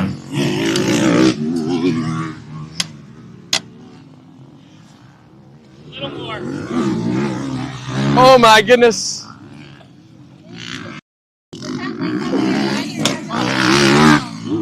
Kick that thing.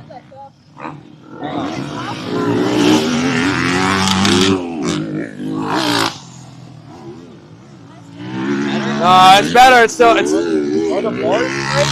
No. No. No. Give it another one.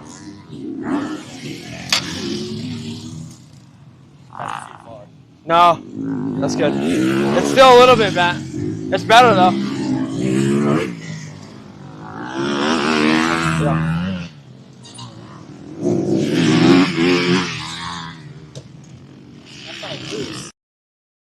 That was too easy. Oh my goodness.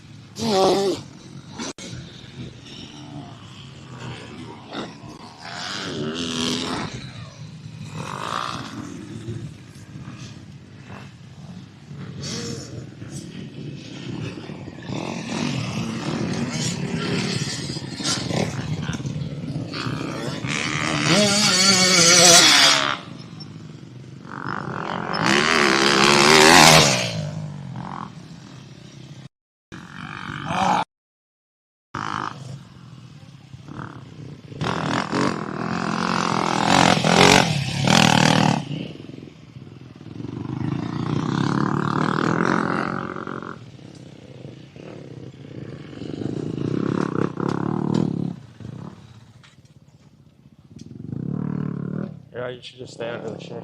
Huh? Oh, that's right. Okay, not bad, but guys, we don't need to decide that we're gonna like try to like change what we're doing with our body or raw. We don't want to do that here. We're not going to make it to the landing. It's not happening. And if this is a bit flatter from being tilled than it was before, which is fine. But looking at it from here, I would definitely want to go to the inside just because the angle, like I'm standing right in the main line now. The outside rut literally turns right and then goes back left. I would want to use the inside rut for sure. I don't know if you guys can hear me in the back. But guys, main line takes us right to where the inside is. I would use that. The outside line is you got to turn right to go left. It's not good. But with this, I don't need you guys to try to wheelie the bike or try to like pull up on the bike. Don't do any of that. Just come out of this corner and commit to driving, keeping the front end light by keeping the throttle on. Not by trying to catch air, not by trying to do a wheelie, none of that. Just drive through this. And I know that's like loose and unstable kind of on the landing, but off throttle, it's not going to help that. That's not helping. Especially if you're off the brakes too. Like honestly, a little bit of rear brake will help sit the rear end a little bit on the back side of that. Obviously, a lot of front brakes is going to make it feel really bad. But I would not decide to try to wheelie that and then just be off of throttle and just coasting on the downside because you're going to feel a lot of front end feedback with that. Okay? This isn't set up where you could jump this anymore. This is, right now, we need to set ourselves up for that corner well. Right? And it is a jump. That's why I'm working that. I'll watch this one more time, and then I kind of want to move to the jump after the step up, that inside hump. So just drive through it. Make it as flat as possible. Sound good? Yeah. You're looking like you want to talk. Oh. You're borderline heat exhaustion.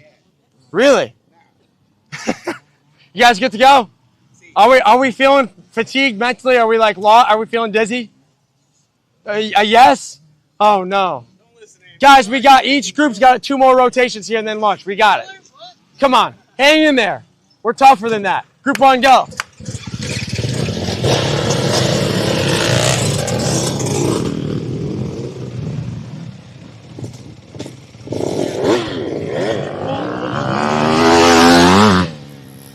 Still goes to the outside.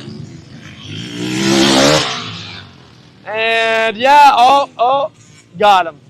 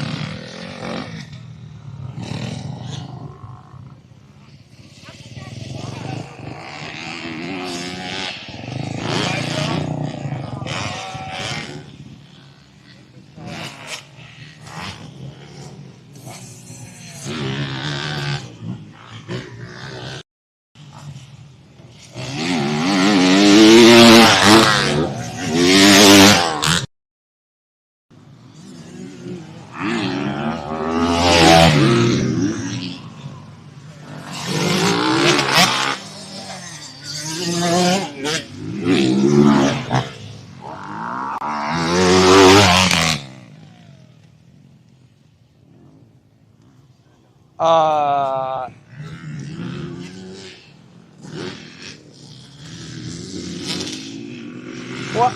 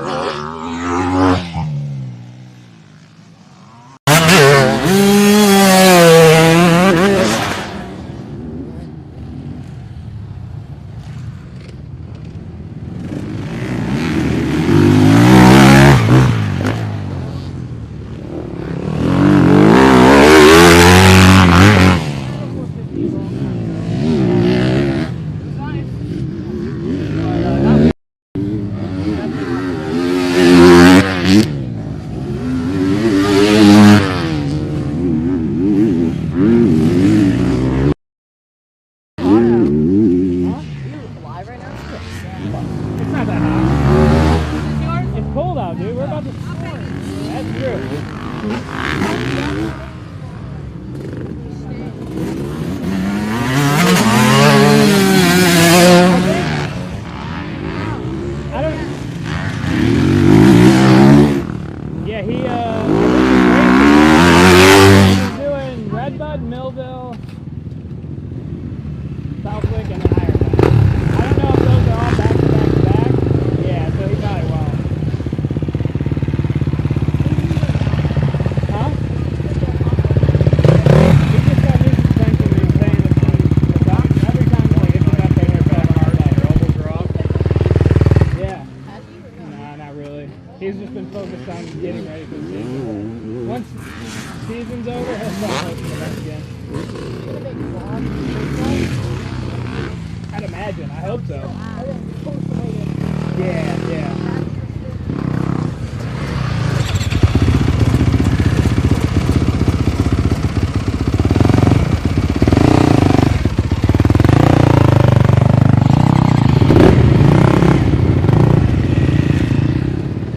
Excuse me.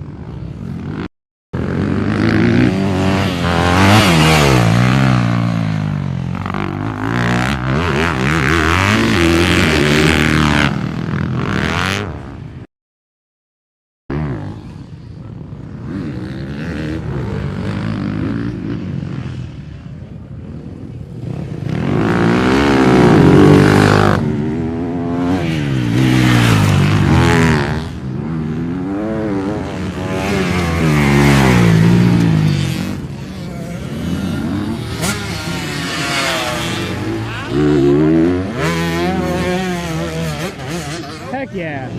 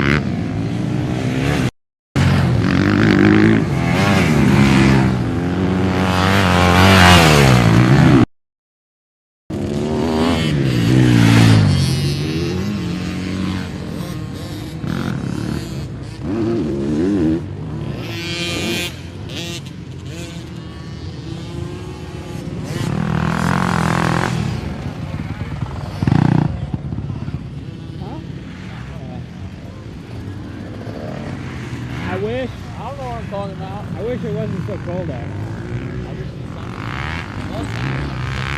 That's what I'm saying. It's all about the mindset. I gotta get a tan.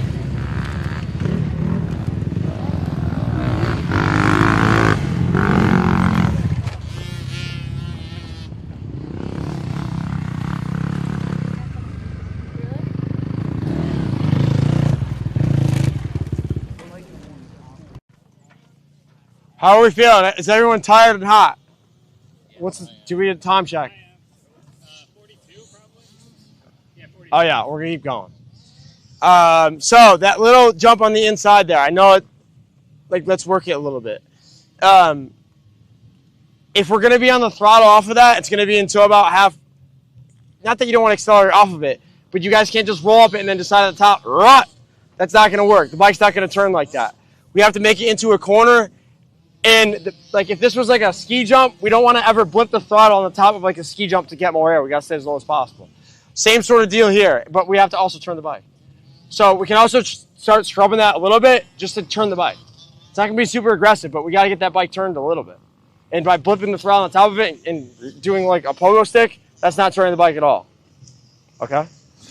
There's something to be said to open the track up too, but let's go. Group 1's good to go. Yes, question.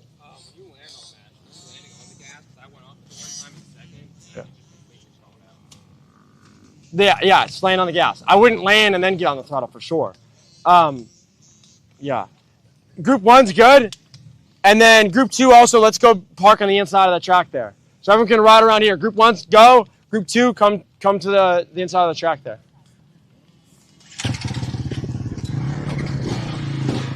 Oh. It's warm, it's warm, it's warm. I don't think I've been in 100 degrees since Loretta's maybe 2021. It wasn't as hot at Loretta's last year. Or no, let me think. I'm thinking of like, I don't know why I got thinking. Budds Creek was real hot. Budds Creek was super hot in 2024. Yeah, that was hot, but it wasn't as humid, and we had the river.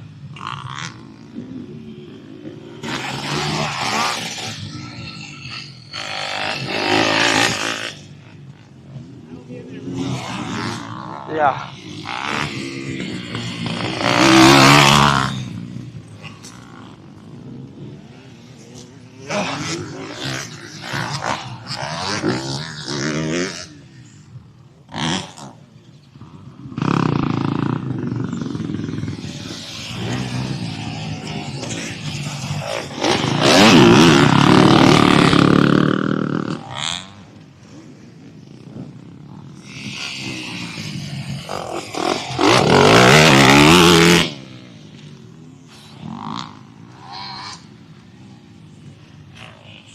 Oh man, the dust. I wish I had one of those. The dust.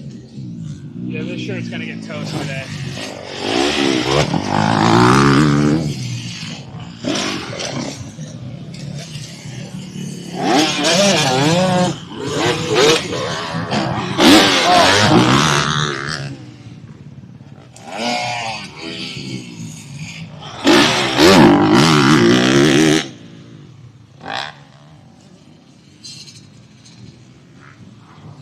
What time are you sending him to lunch? 5 up.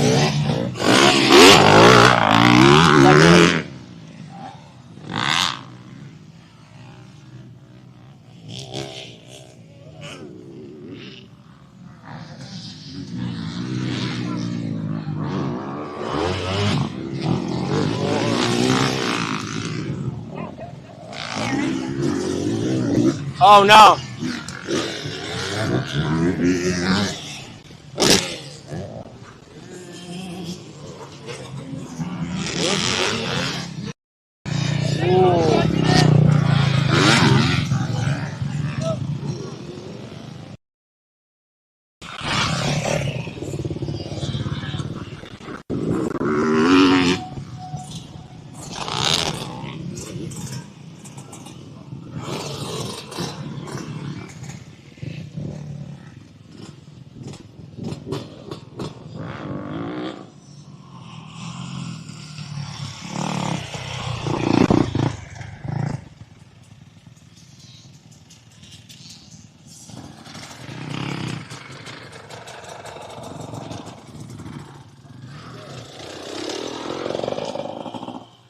All right, I kept that one shorter so that group 2 could go, and then we could go again here as well. So group 2, you guys are good to go.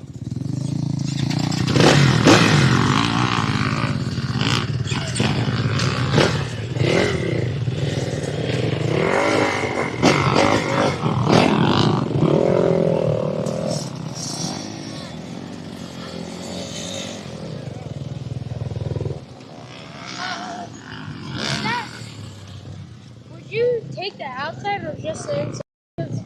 I feel like the inside, like landing in the rut, is kind of like uncomfortable. Yeah, it's uncomfortable, but an angle turning, and it's a lot shorter than the outside.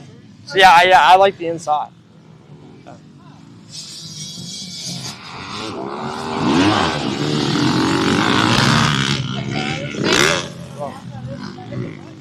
Calvin, how we doing?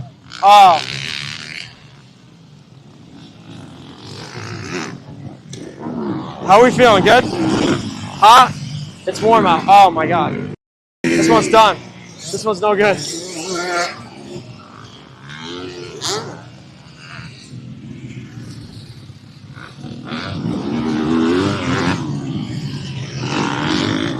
What happened over here? I didn't see it fall. When you fell in the beginning.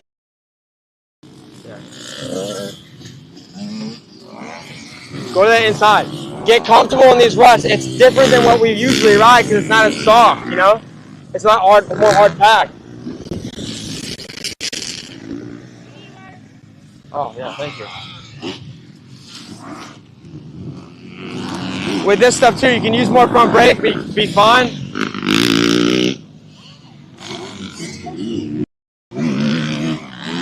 Bennett's starting to get it. Like, starting to feel it. It's hard, the hardest part about the bike. Oh yeah, they're way better. Like Yeah. the moto at the end of the yesterday and this morning, first moto, they're way better. Oh, nice, Bennett.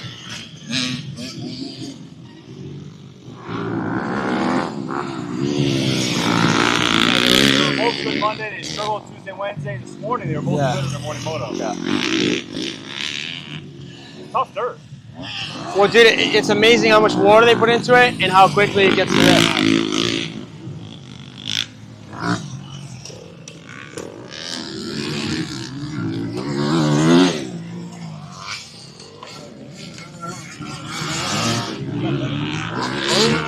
I gotta pull him.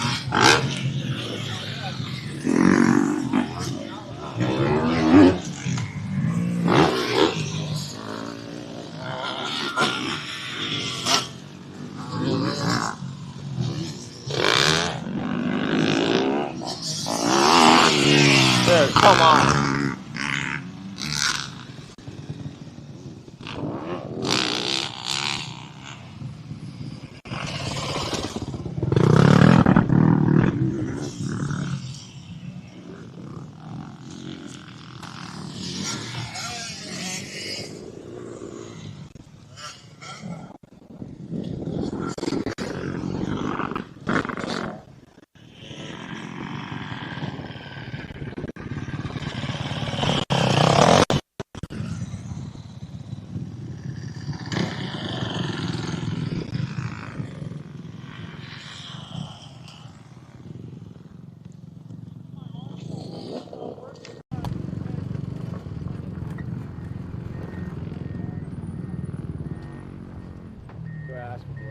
Huh? No. I don't want to know, so I'm trying not to look.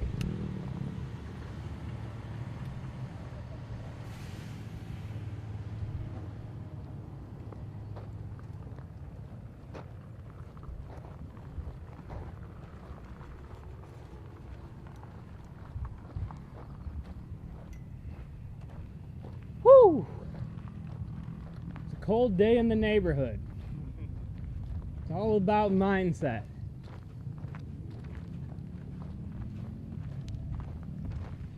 It's supposed to get warmer too, I think. I don't want to talk about that. It said around 3 it'll be the hottest.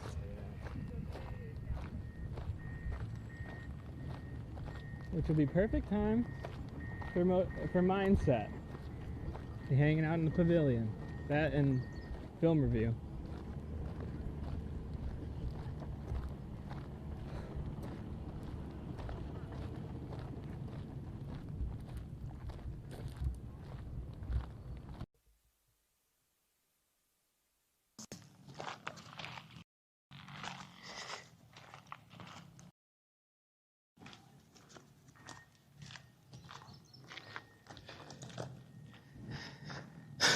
All right, chat.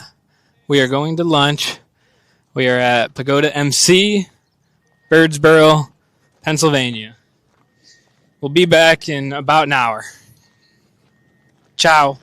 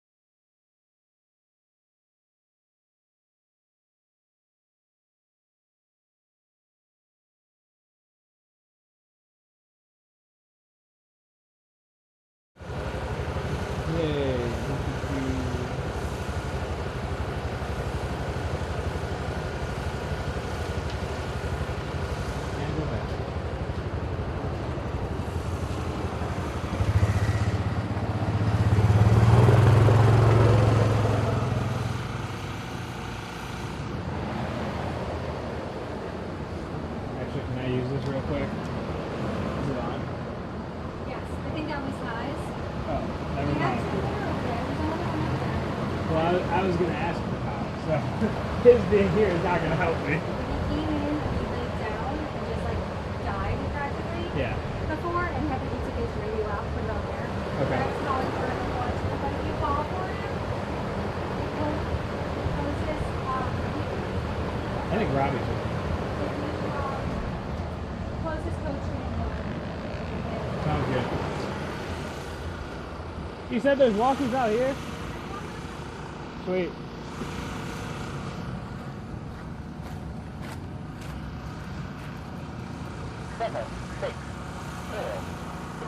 Three.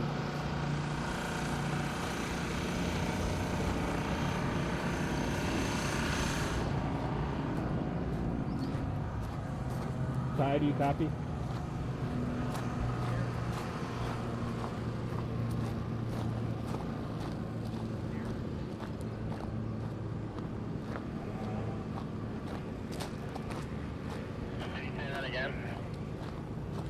Does Ty have a walkie at all?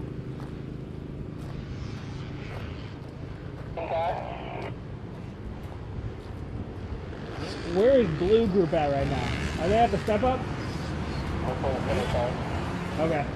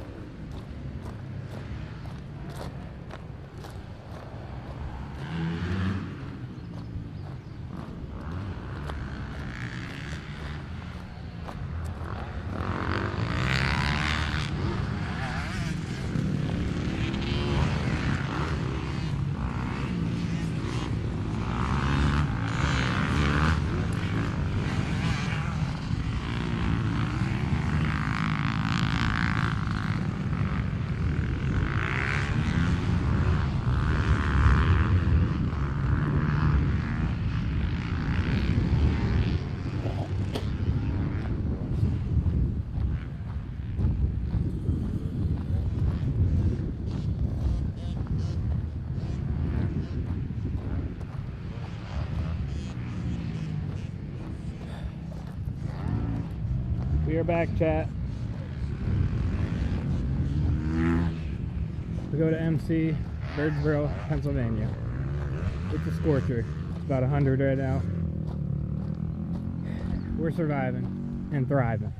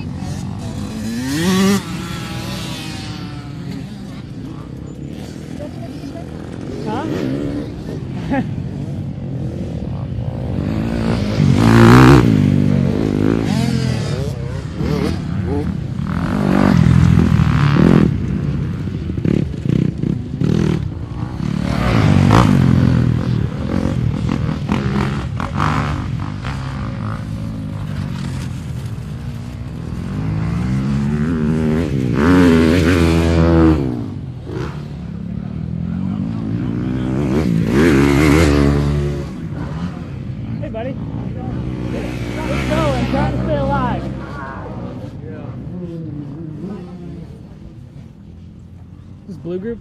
Yeah. Perfect. That's where I need to be. Alright, so here's Turn it on real quick. How? Power button, just hold it till it vibrates. Alright, so we got Jackson right here, 47. He used to hit this, but now he doesn't because he had a crash on it. He had a crash previously at an unknown time. I don't know when he crashed, but he did. So we're going to get him right over this jump right here. What's up? My son was wanting to try his Honda, but they're both in Group 1. Can he go out right now with Group 2 on the Honda? Yeah. Are you okay with that? Is there enough time? Okay.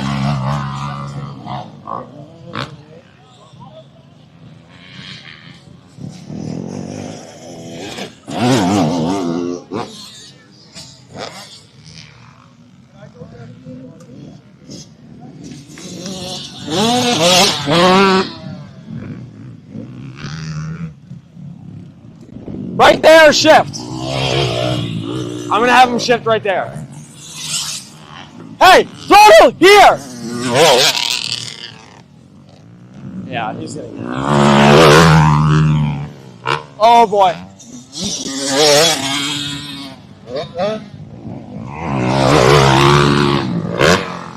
Everyone's letting off at the top of that for some odd reason. And they're like just letting the bike just like, their ass is, yeah, I can't say that. Their butt is too close to the seat and it's just bucking them.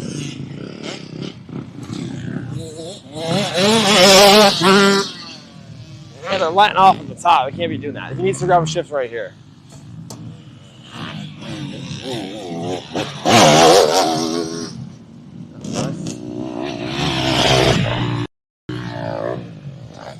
She can clear that too.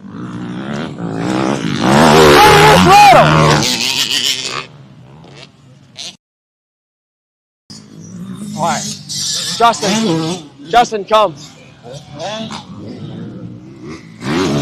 Hey, shift over that roller right there on the backside of it. Ah!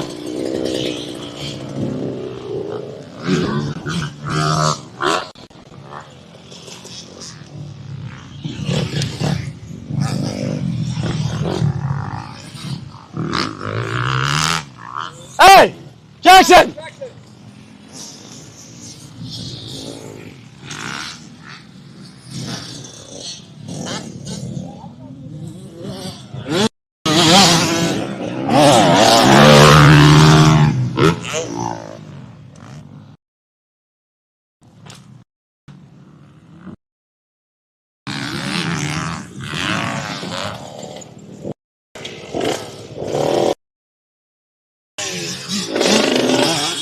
You can definitely clear this. You gotta stand up and get your butt back a little bit so you're not so standing up like this, like forward. You want to stand up in a more aggressive attack position and just stay consistent. Throttle off the pace to jump and you'll clear it. A little bit more throttle and stay with it off the whole thing. Don't flip it, don't let off. Just consistent, smooth throttle. Commit to it where I'm standing and just hold it on there. Not wide open. I know you've done this jump before. You will not crash if your throttle's consistent and you stay calm with your body, okay? Trust it. You're gonna go do it right now. You got it. All right. Yes. Has she done that before or no? Has she hit that before or no? All right. I was gonna say. I was like, she definitely could have done that. I was gonna. Oh God. Here goes the umbrella. Ready? Watch. Backwards umbrella.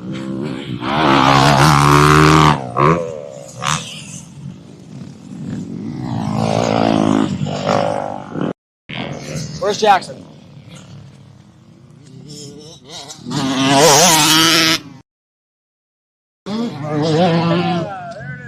Hey, they're so concerned and they do it so easy.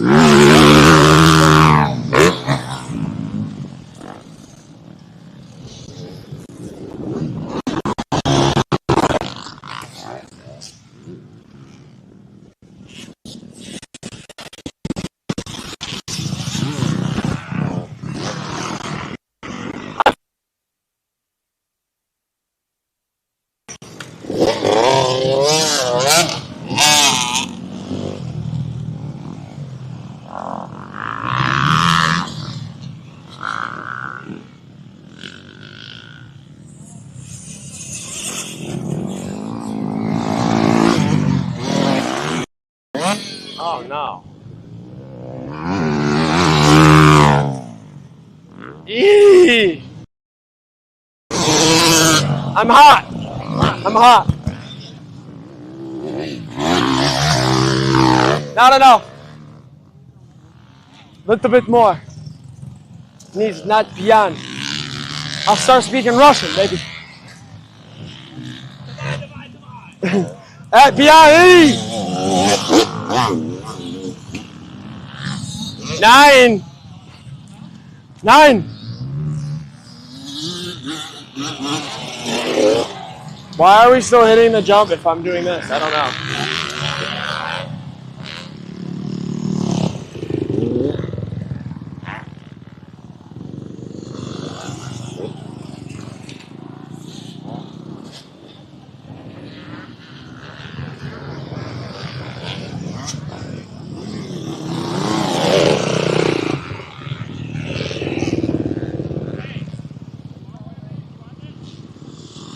Yeah. Is it on 3? Yeah, it's probably quiet right now. I was asking where Blue Group was. Yo, 58's a day pass. No, he's not. Never mind. Hey!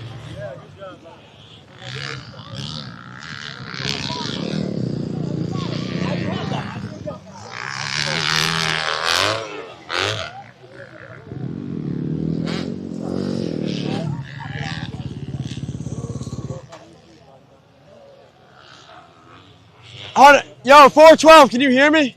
Can you hear me if I talk over like that? Are you sure? Okay. Where's 85? Brother. Money. This jump, dude, I don't know. You guys seem to have this complex where you guys want to go off the jump. Sometimes you do it too, Acre. You go off the jump and you do this. Why? Why? Why are we doing this? The bike's going to pitch forward a little bit. Don't get scared of it. Just keep your head over the bars and stay strong with your lower body. A lot of you guys are letting off a lot at the top of this. It's fine if you come in faster, right? You guys are just getting barely enough speed to clear. That's not ideal. So instead of letting off, just stay on the same amount of throttle. The landing's 300 feet long, right? No one's going to overjump it. Stop trying just to do enough just to make it past the bounce zone, whatever you want to call it, okay? So, guys, instead of, you just come in with a little bit more speed. That's fine. You're committed with throttle off the top of it. You just need a little bit more at the bottom. But for everybody else, you guys want to laugh at the top, but you're letting off a little early, and that's why the bike's diving so much. Okay, and then that's why when we get uncomfortable, and then we decide we need to throw our knees to the side, and it's scaring me. Okay, it's scaring me sometimes, which is fine. Things are scary sometimes, but a lot of you guys are confused with where to shift as well. It's right after this hump, right here. Okay, we're gonna sit down until here. We're gonna grab a shift while seated because that's much easier, and then we're gonna stand up. At this point, my eyes are on the top of that lip. Do not get nervous as you guys are in the air either, and then push away from the bike. As you guys can see the landing, spot the landing, and get your eyes the heck out of there and down into the corner. Because then we're going to do this. We're looking down, and we're going to say, oh, no, for lack of a better term, right? Oh, no. I'm gonna crash. Now I'm scared. You're not going to crash. You guys will not crash. Front tire can be first, and as long as we're on consistent throttle, we're good. Okay? Those of us that have issues with where our feet are on the pegs, that's why we're landing and we're doing this. Or we land and we feel like, oh man, I cleared it. Why is it hard landing? It's because this is happening. Look at all that. Same thing with starts. Hey, yeah, we need to keep our head forward, but don't do one of these. We're not strong on the bike by doing this, right? We're not doing, what's it called, like a pec fly. We're not doing that, right? Just drive the head forward, engage our back a little bit. Okay? No, it's a lot of talking, but group one's good to go. I'm going to pull you guys off one by one, me and Matt will. Smooth throttle, do not let off at the top. Let's go, group one. All right, I'm losing my voice. I got to talk more with my chest. I'm dying. I don't feel as hot now. I think I got a 30-minute window, and I'm going to go like this.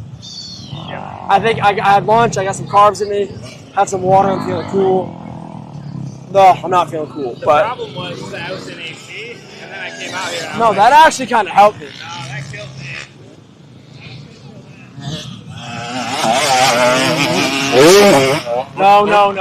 No. Space out.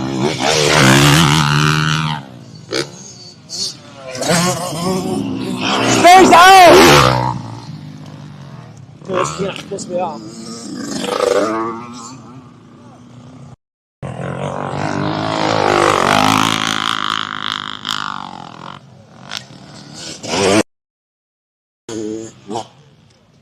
Wow. Better. You can enter with more speed too and then roll off a little bit less.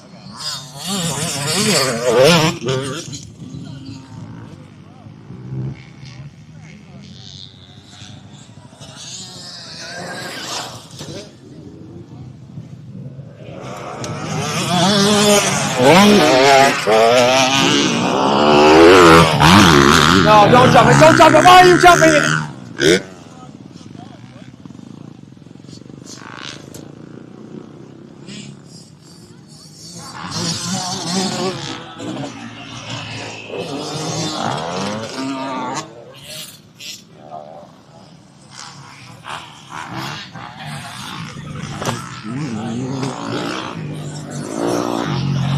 Space out!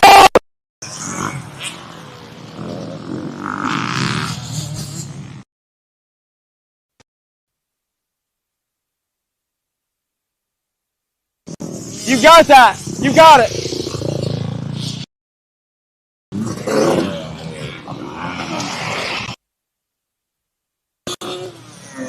Oh god. That bike's bogging. That bike's bogging. Nice. Good.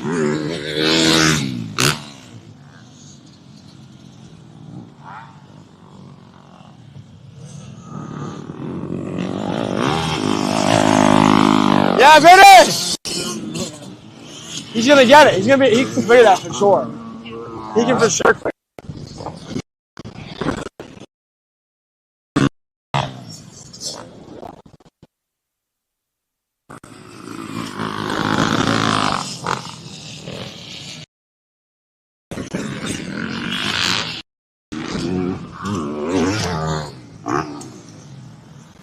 Little bit more, yes!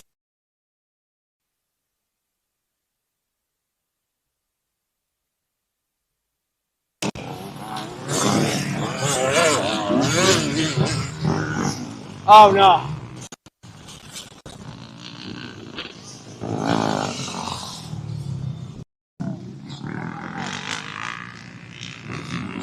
Come on! More!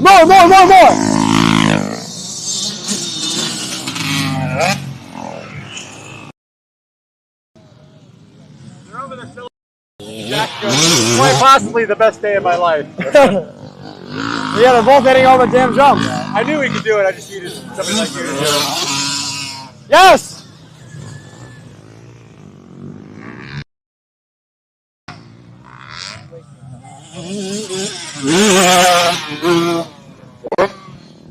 Nice.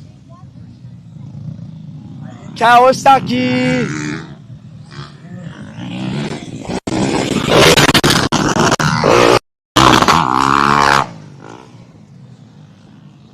Moto Ryan.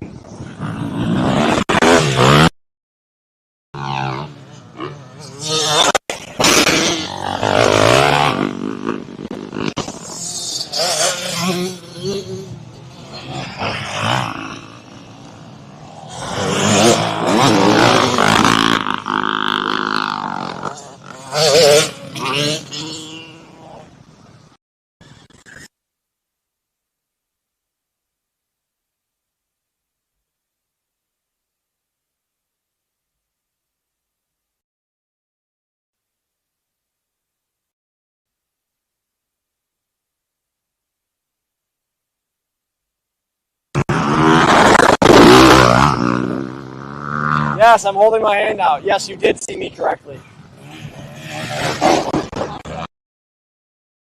I did.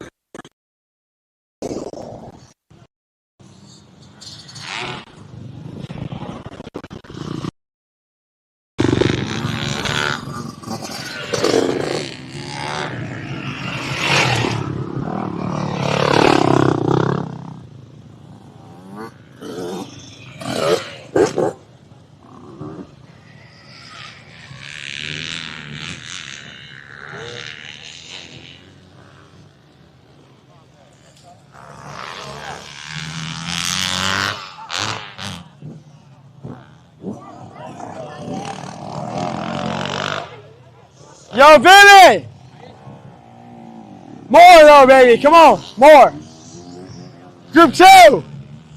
Let's go. Let's bark. Group 2. Let's go. My voice is almost gone all the way.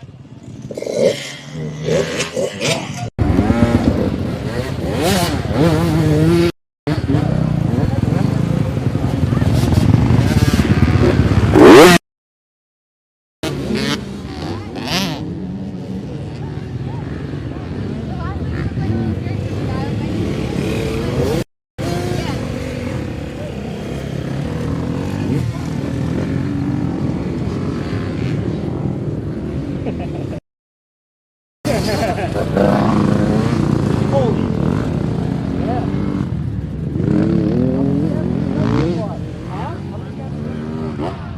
This is my second, but I'm doing this one in the next 3.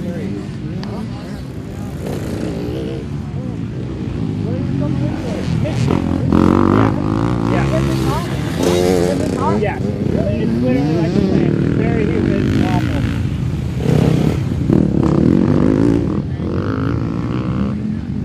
Yeah, I'm good friends with Jeff Walker, and he kind of hooked me up with the Moto Academy. Yeah.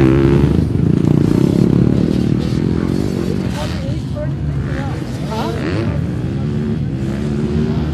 I don't think so, because he starts racing at Red Bull.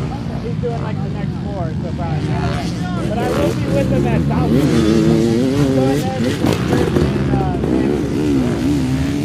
Yeah, it should be really fun.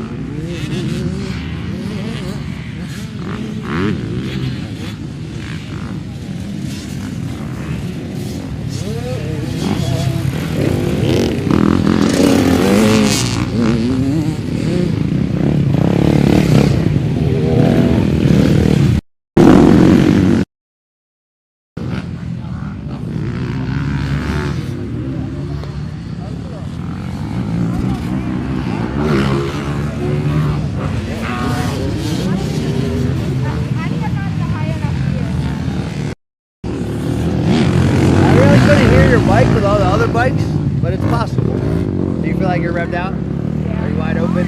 Doesn't feel like the bike's just kind of falling flat? Yeah. Alright, what gear are you in? Second. Oh, the jump this? Yeah, you're definitely in too low. Maybe third, probably fourth. I don't know where he is. Right?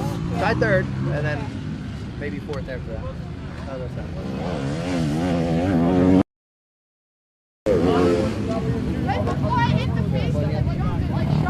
I'm always having fun. We gotta go to 2.0. 1.0 failed. All you gotta do is get like Yeah, I don't know where he is. I did duct tape. And then when the wind picked up, it just kind of like blew it down. So I had to take it out. I didn't want it to fly.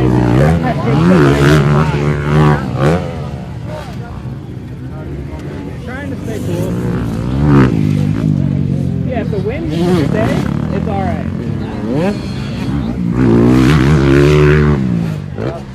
Apparently there's like a crazy train that's going to come through. Like the guy, one of the workers here said that there's like the biggest steam engine ever about to go past somewhere over there. They're going to clear a little opening at like 3 o'clock. That's what he was saying, yeah. It's coming through today from South Dakota to Washington, D.C. Yeah, I think so. Yeah. Yeah, that'd be cool to see. Yeah, one of the track guys said they're going to cut out a little path so we can see it. Oh, sweet. Or go down there maybe, I don't know.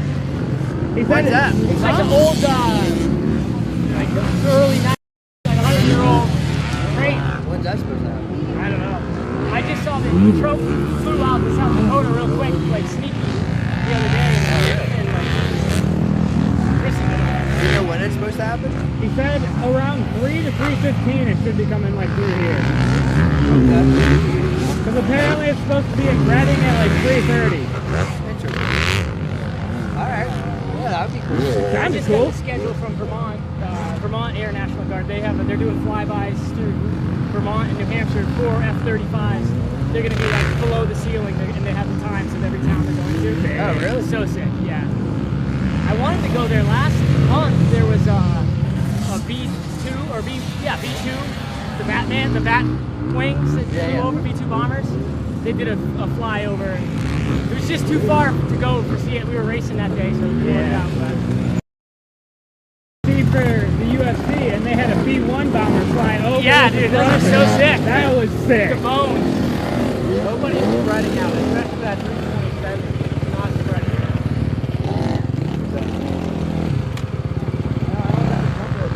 out. Yeah, this weekend is going to be the big air show in Washington, D.C.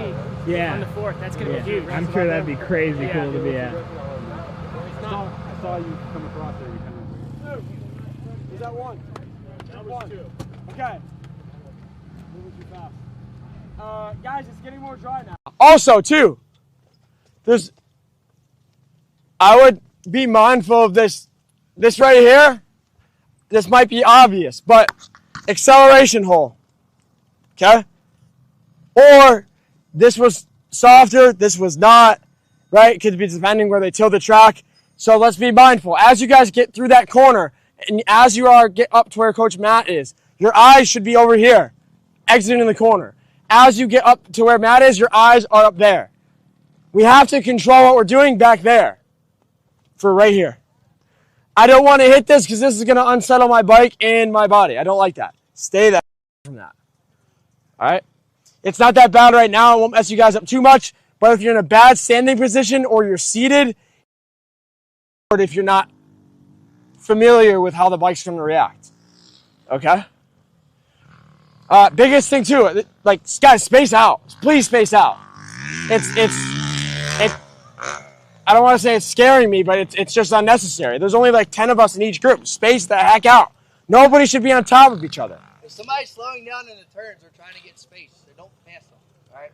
Especially back here. You guys should be all spaced out coming back here. And if you have to stop on that roller on the inside and let the other person get to do it again. before you go, do that. But you guys need to space out, especially with jumping. Thanks, Matt. That's wonderful. I know, it is. How's that working for you? Well, I'm kind of shaded. Watch this. You want to share what I told you about an umbrella, what it keeps you from? I forget. From being a man. This is the guy with the big hat. It's not an umbrella. It's a sombrero. It is a sombrero. No, he's more of a man than I am, and I don't really care. Okay, I can be short and more bougie. Group 1. Are we going to space out, please? I'm going to get really mad. I'm going to snap this thing in half. All right, go ahead. He can't actually do that, but we'll try. I'll break it off your head. Okay. No, Go ahead. I'll start messing with you so you get mad, and you I'll be like, oh, no, destroy this, not me. Yeah. Here, take this. Easy does it, horse.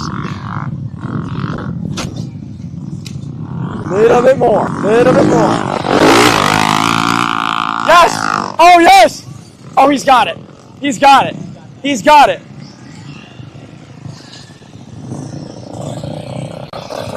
Hey, where's the cameraman?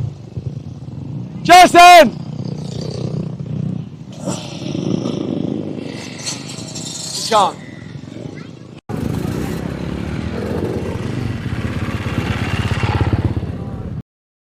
Have it right now. You need to get it now. You need to go get it. It's right there. It's right there. That's the worst possible case you can possibly do. Commit to more throttle right where I'm standing. A little bit more. Take a big damn breath, set everything else aside, and go do the jump. Come on! Dude, this is going to be great.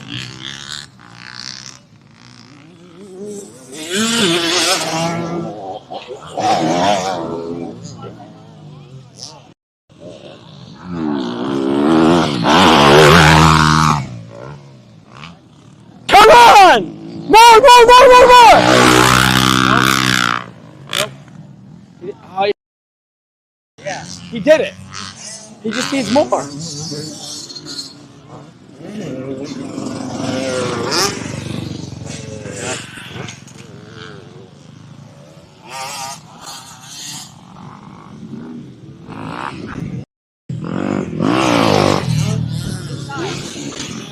Come on!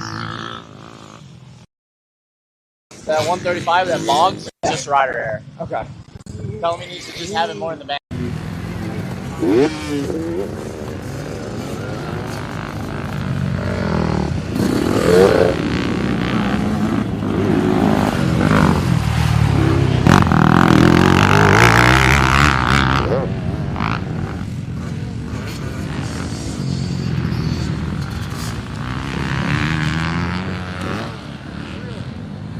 Come on, Roger.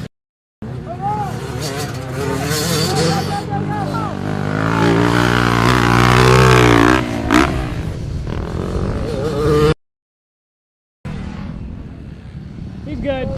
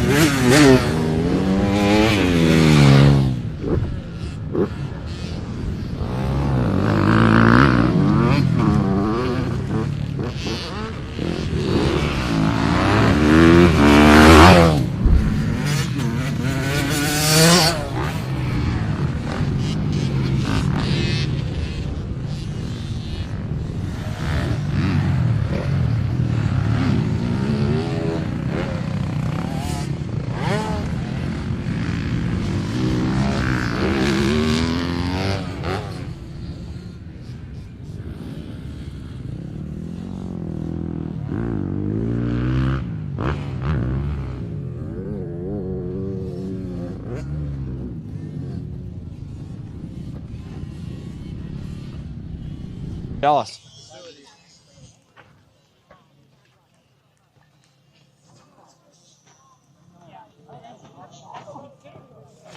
Guys, good job. Get a water. 2 o'clock. Pavilion. You do not need your bikes or anything. 2 o'clock at the pavilion, please. No boots inside. Yes. Is everyone good? Okay. No, you don't. Because Brad's going to do a little talk, a mechanics talk.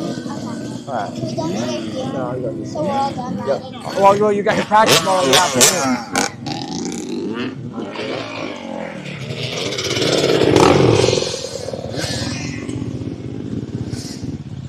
Good job.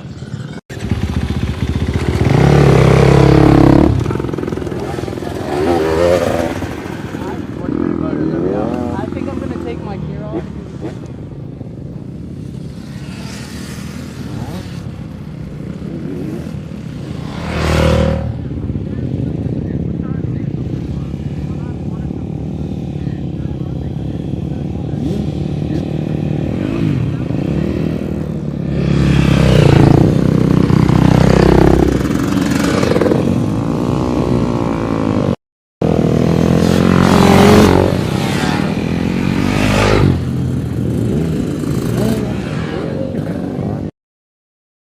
That's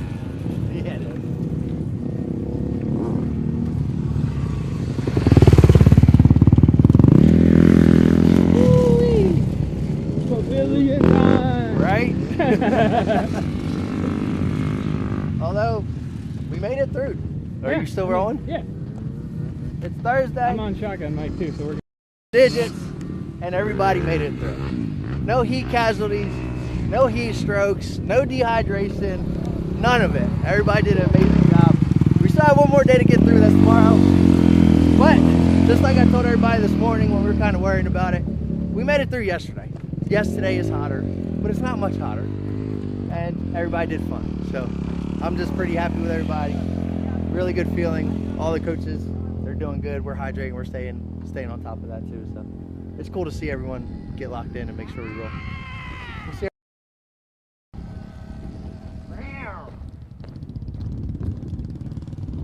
Ay, ay, ay.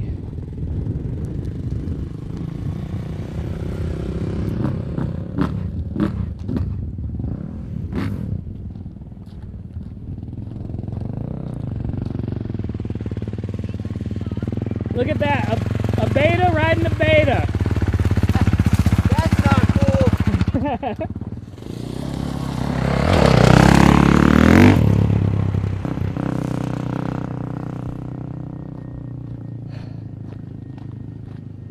Wish I had something to ride.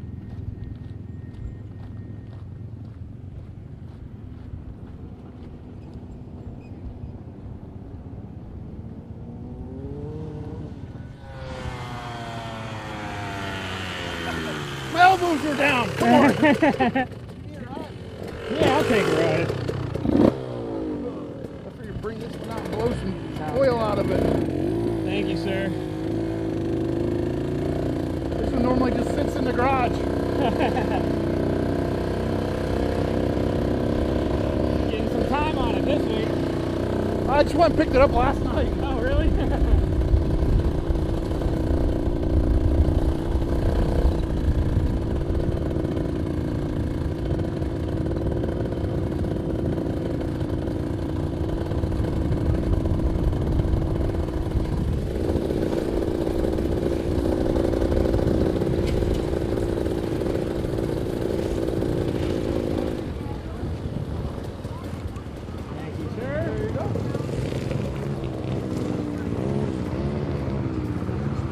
Woohoo!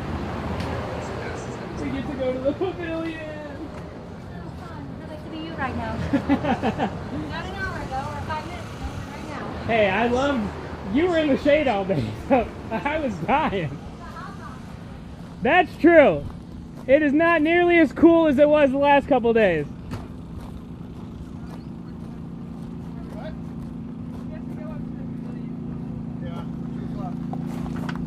Here's this back, sir. I think we're done for the day out there for the most part. There's motos later, but yeah, I am. I will come back tomorrow. You are done. I will come back tomorrow and try my engineering 2.0 this time. All right, there you go.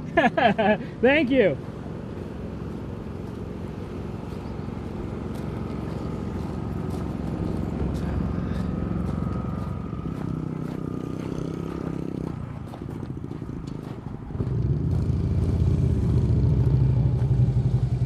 You're not driving this up there, right? Yeah.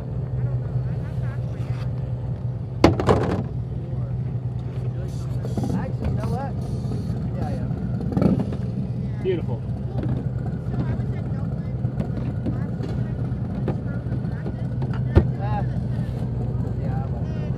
You're not?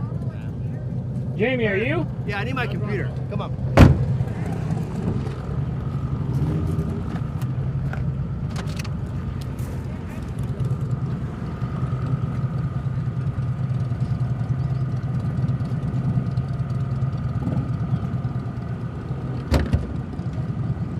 I was gonna ride with Jamie.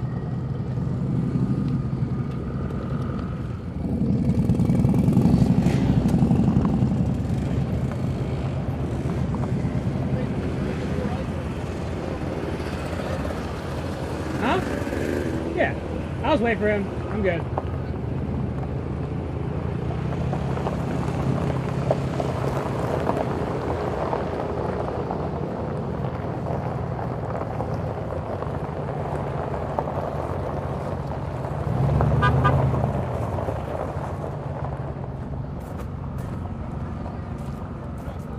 Oh wait, hold on. I want to film Doctor. I don't either. Just take the It's hand not off. bothering me that bad. Take it off right at the wrist. And so you just ride with the stuff. It was just like a blister and it just like opened. Listen, babe, I got you. I'm not gonna feel nothing. Thank you. Oh, I missed. Let's do You this. silly Hold that goose. side for a second. Give me this side for a second. Give me this. Give me this. Give me this. This is called new skin tape, so you're not gonna even feel it. And then I'm gonna put a piece of tape on top of it. Oh, I almost just stabbed you. That would have looked really bad on film. It's okay. I would have deleted it. Oh, thank God. Instantly. We can't have that. There'll be no stabbing on film today.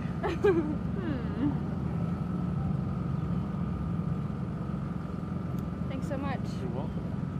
I never got a blister there before, so. Doing something right. Hang on, I'll give you one more. It's only gonna last for the moment. Now you look tough. Yeah. Something like that. We're a little bit dramatic. Come on, Either rock. one. All right, ready? Fist. How's it feel? No, give me the fist. Give me the fist. Punch. Yeah, we're ready. Welcome. Here's your scissors, sir.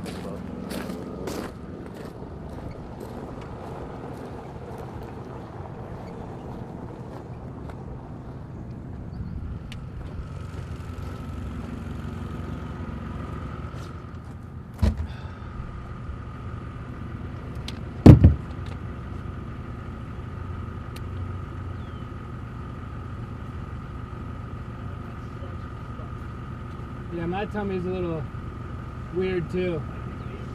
Oh, that's not great. Like, dude.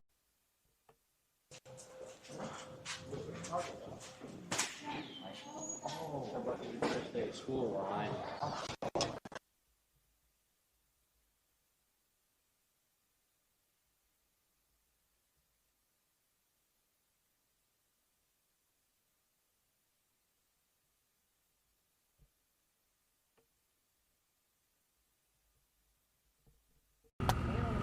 All right.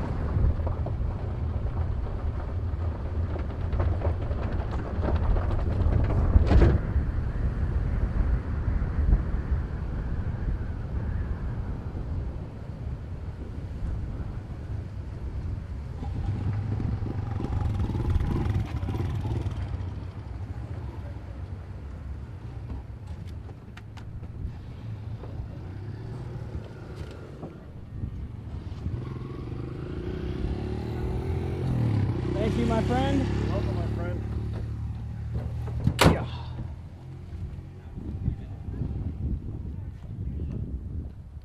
Well, we made it. I know we got a little more, but we made it. It's you did? It's been tough.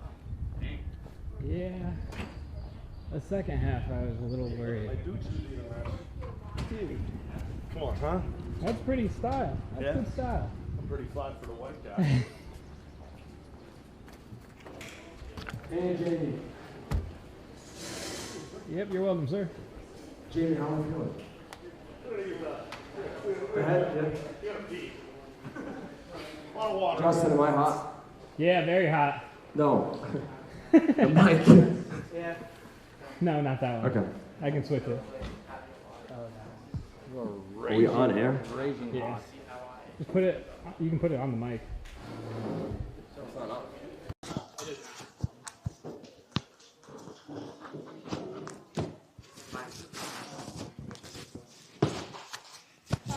Ty. Instagram or Twitch or YouTube. Are you going to be at the next two camps or? You know, are you going to be? I'm Winchester for sure. I'm not really. I'm Okay. So I feel like I've said this sometimes, I guess during mindset, but we won't keep you guys for too long. I know you guys are all in your gear, but we'll do a little mechanics Q&A here with Mr. Brad, and we'll rope Jamie in too. And then we'll get into afternoon purposeful practice motos. The one caveat to the afternoon practice motos is they would like some time to prep the track, like after green group, to give it a little till. So we might start blue a little bit after. As soon as I hear back from those boys, I will let you guys know. But right now, I figured it'd be fitting, we figured it'd be fitting, to do a little mechanics Q&A. I feel like there's a lot of takeaways from coaching, right? And that the coaches learn from you guys as riders on the bike. But off the bike, things are easy to forget. And maybe you guys could learn a thing or two. Or maybe you guys have questions, or maybe you struggle with something today, specifically suspension. Brad had a suspension business. Jamie has a suspension business, and both are very, very knowledgeable with anything that has two wheels, or sometimes a snowmobile track on it. So let's start a little Q&A, and then I'll let Brad kind of take it from there and go off topic if he needs to, and just speak about just bikes, what he sees a lot, and in general, and things that have helped him, maybe helped me. So a little backstory too. I met Brad. It's pretty funny. In 2021, I had just started riding again. I was in the B class, and we go to this track on this borrowed Yamaha that was not mine, and the dude who rode it was like 180 pounds, and at the time I was like 126, so not ideal. And me and my dad are out there, and me and my dad, he's all kind of gassed up, and he's all excited. And he walks up, Brad's got was it an 07 Power Stroke? Yeah. He had an 07 Power Stroke, and a trailer that was so messy he wouldn't even open the doors at the time. And my dad walks up to him, "You do A-Kit?" or something like that, some silly question like that. And we had no money for A-Kit, so I don't know what he was thinking. But from that point, it was kind of history from there, and Brad has done everything to my bikes, left, right, up and down, and very, very grateful. So he's very knowledgeable.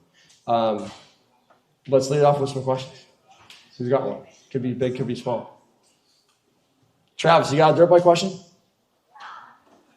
Who's got one? Come on. There's got to be something. Yeah. Here, hang on here. Hold it. In snowmobiles, are there like different types of tracks, like different brands of tracks? Like on the rear track? Yeah, but in the USA we can only run stock stuff or OEM classes because kind of like the Loretta's deal where the mod class just becomes who can spend the most amount of money. So they keep us at an OEM basis, but when I race in Europe, we can run up and stuff instead. Wait 1 second. Let me just. Okay. What kind of snowmobile racing do you do? Snowcross racing.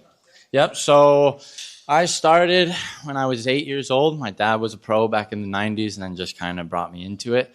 And then I've just kind of been lucky enough where I've been in the like factory scene for a while, and I've always been sponsored with sleds and gear and whatnot. And then just over the years, I've been invited to go race in Europe and everything like that. So now I live in Iceland when I'm not here. And so yeah, it's pretty cool. And then, I've been working with Coach Ty for quite some time now, and he's quite the guy to work for. Sometimes you gotta more worry about him than the bike. But yeah, we've traveled the world together pretty much racing, and yeah. Anybody got any questions? Bob? Who's the guy that raced snowcross in the U.S. and raced supercross? Either Tucker Hibbert or Cody Cam. Tucker Hibbert. So he is the Carmichael, the McGrath, and the Jet, and all combined into one. Nobody will probably ever catch his records. And it would have been higher because he would race for the first couple weekends in November and early December. And then January, he'd just disappear. He'd go race Supercross because he thought he could make more money on the bike. But then he realized when he'd go to Millville and stuff, he was about a 20th place guy. And you're not making much being in 20th. So, yeah, there's actually a lot of snowcross guys that translate into motocross. We see it as more of a training tool than anything else. What you got? Perfect. In the heat today, I feel like we're beating up on the bike a little more than usual. Mm-hmm. Besides like chain, air filter, oil, tighten bolts, what do you recommend looking over the bike? I would just make sure definitely that your radiators are cleaned. The radiator is full. Mainly that. And then honestly, when it gets this hot, I would change the oil more frequently. Keep an eye on that because they like to get, eats it up faster. But mainly just keep your radiators clean. Keep them full. And if the bike starts feeling really hot, give it time to cool down. And then another thing is when they have the sun like this, is try to put your bike in the shade because you won't really notice it, but your tires will pump up, from the heat. The gas tank could get bad too, start to implode if there's a block in the vent. So yeah, I would just, tires, keep it covered, radiators. Yeah. Yep.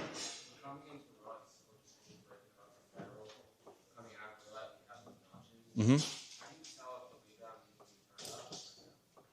So if you feel, we call it packing, if the bike feels like it's never unloading and it's just consistently going like lower and not gaining, you need to slow or speed your rebound up. If it's bucking you coming out of the corners and you're not getting much traction, you got to slow your rebound down. I mean, honestly, everything that I would say up here today, another mechanic could get up here and tell you a different way that he sees it. Exactly. Exactly. There's so many guys that, down to air filters. There's probably half the guys in the pro pits that'll tell me I do an air filter wrong, and half of them will tell me I do it right. So, it's all kind of a preference thing. As long as the bike runs good and it's in a proper form, I believe you're good to go.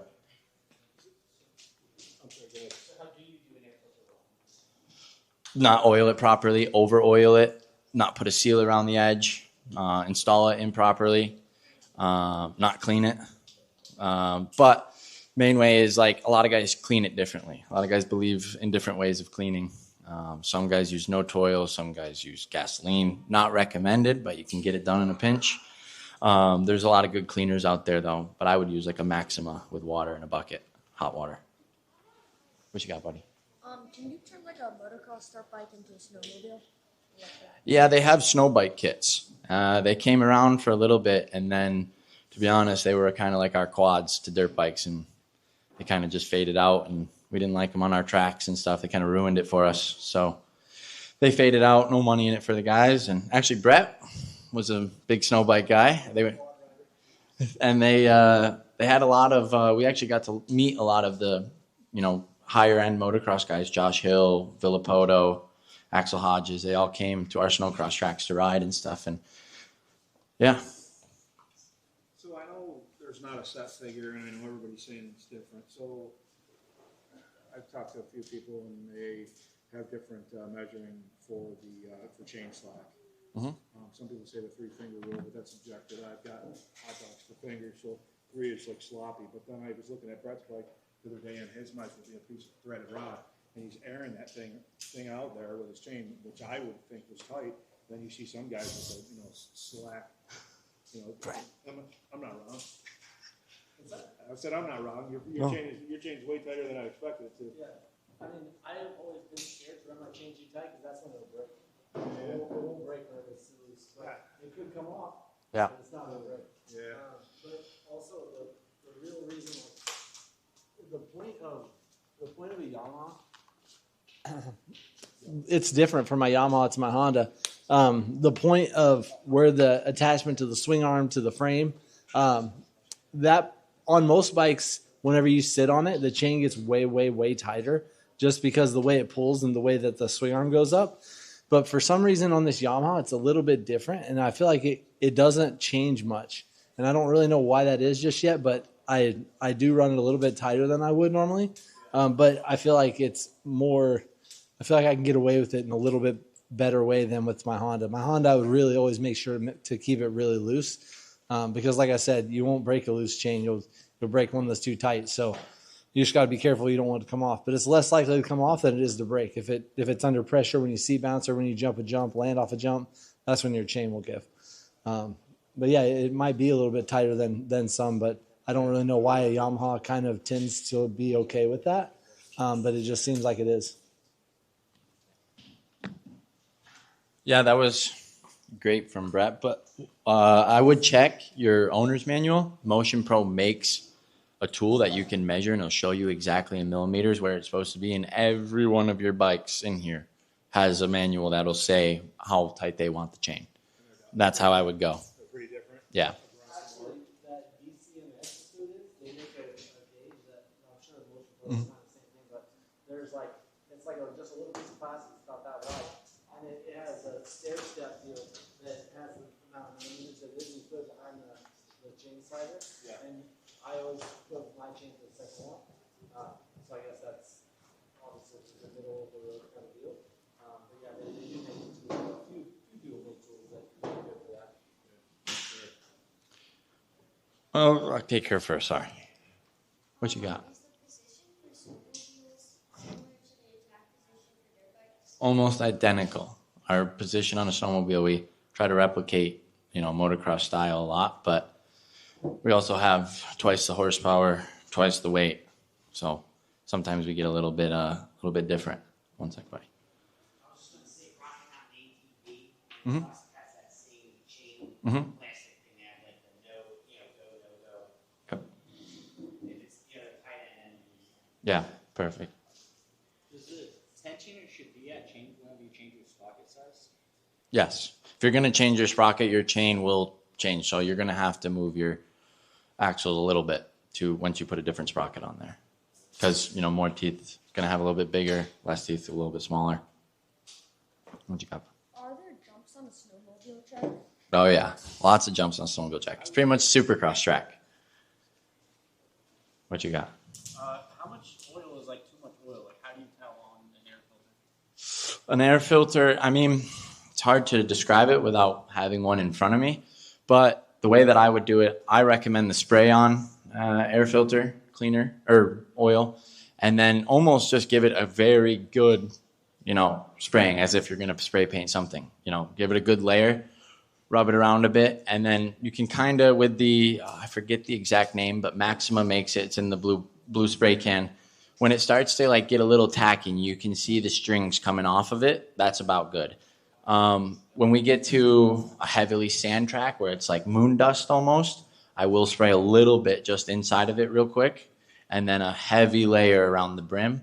You can also put petroleum jelly or just any normal grease around the edge of it. That helps seal it too. But yeah, it's a pretty consistent level. You can kind of tell. You don't want it too saturated, but just enough where it's starting to be tacky. What about the containers of the oil that you put inside of the bucket and then you soak them? What's your opinion on them? I don't like them personally. And I don't like the pour-on either. It works, but I feel like people definitely over-oil their filters in those with the bucket and with the pour-on.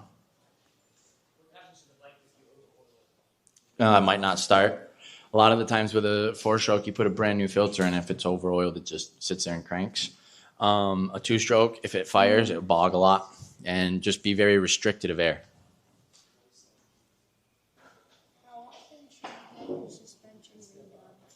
Perfect. How often should you get your suspension redone? About 30 hours, right around there. Full service, forks, shock, get it all done, send it to. No, I just have another question with that. Like my suspension, like on lighter bumps that kind of like braking bumps and like acceleration bumps, it's kind of like a clunk in my front end. Like A clunk. and I've had my suspension done 20 hours ago, 30 hours ago. Was the clunk always there? Yeah, that's long as what I can remember. Like it's not like, even if I pull in like my front brake, my entire this fork assembly and wheel like. Your headset bearing's bad. 100%. If the front of your bike is moving like that. I even checked that and that it wasn't bad. Like there was no movement in that area. Just told me there was. No, like everything's moving, but like that's fine.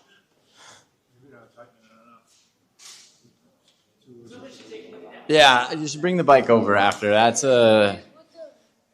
think that's a bigger problem than you should really look at that.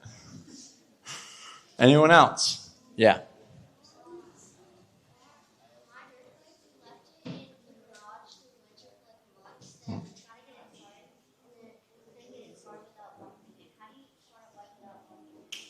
I would, if you're going to put your bike in the garage for the winter, drain all the gas out of it.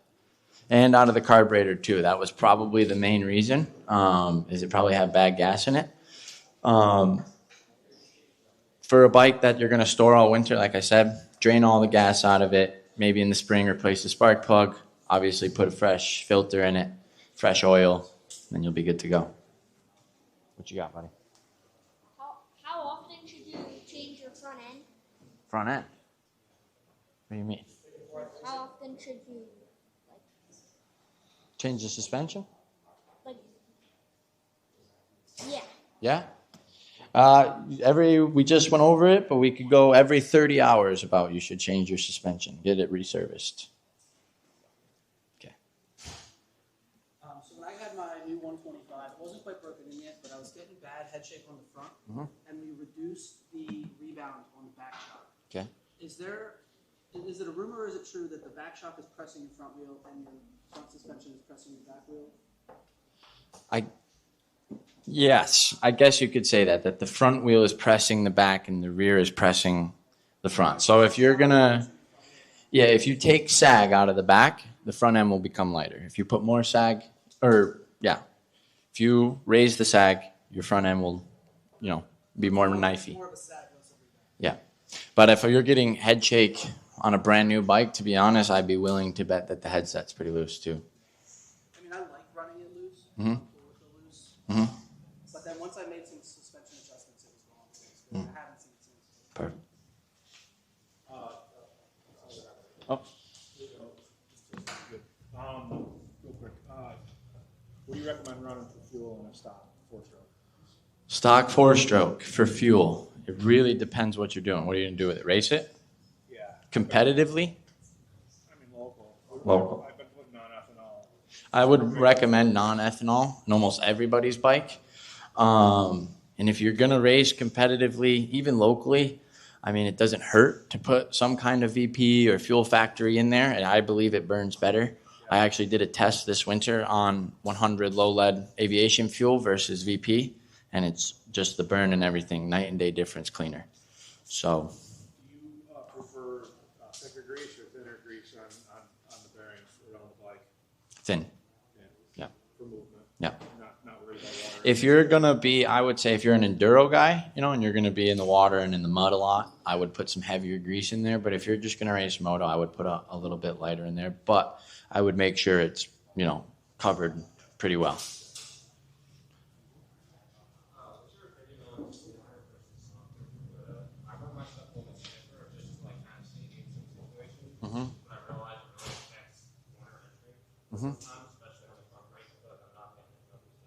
Right. It's kind of like it's getting about to that mid, I would say, maybe a little bit more.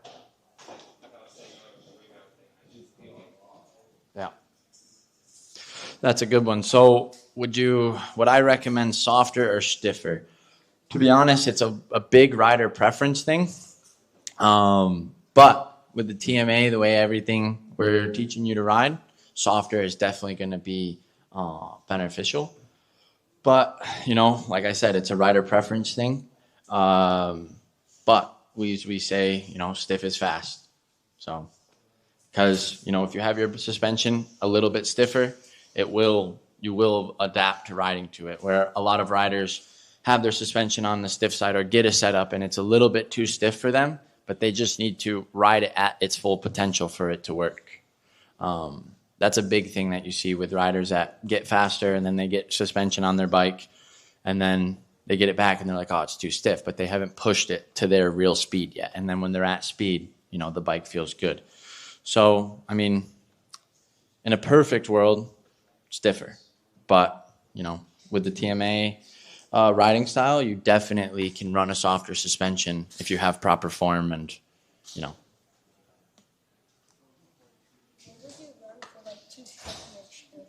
For a two-stroke mixture, I've actually had quite a few people ask me about that this week with running rich and lean. And to be honest, the 32-to-1 days are out the door in my eyes. I would never put 32-to-1 in anything anymore. I would minimum 40-to-1, even 50-to-1. I know that when we're building like mod 125s, we're putting 60-to-1 in some of them. And when you start seeing, you know, black coming out the back of your exhaust, way too much oil, way too much. And a lot of the times, yeah, you're at 40-to-1, but your rider isn't getting out of second gear and hitting the power band. So it never cleans it out. And when you see that amount of oil coming out the exhaust, as a mechanic, you're thinking, oh man, I can only imagine what the exhaust valve looks like inside there. Just covered full of oil. So I would recommend to start every bike at 40-to-1 and then go from there. Check your plugs, check your exhaust, make sure it's got, you know, doesn't have too much oil buildup. What brand? Honestly, it's another personal preference. Most two-stroke oils, any of the motocross brand oils, you know, will suffice for it. It's just, like I said, it's a personal preference thing. If you get a motor built by a guy and he says, this is the oil I want you to run, then that's what you should run. I see some guys running scoop tires on even hard pack stuff. Is there a reason for that? Starts. He just asked if there's a lot of, especially in the pro motocross, the guys that just run the scoop all the time. Main reason is just for the start. And they just adapt out there because the start is so big in pro motocross right now because they're all going so fast and so close to each other that, you know, starting in 15th is a huge difference from starting in 4th. So mainly just the starts.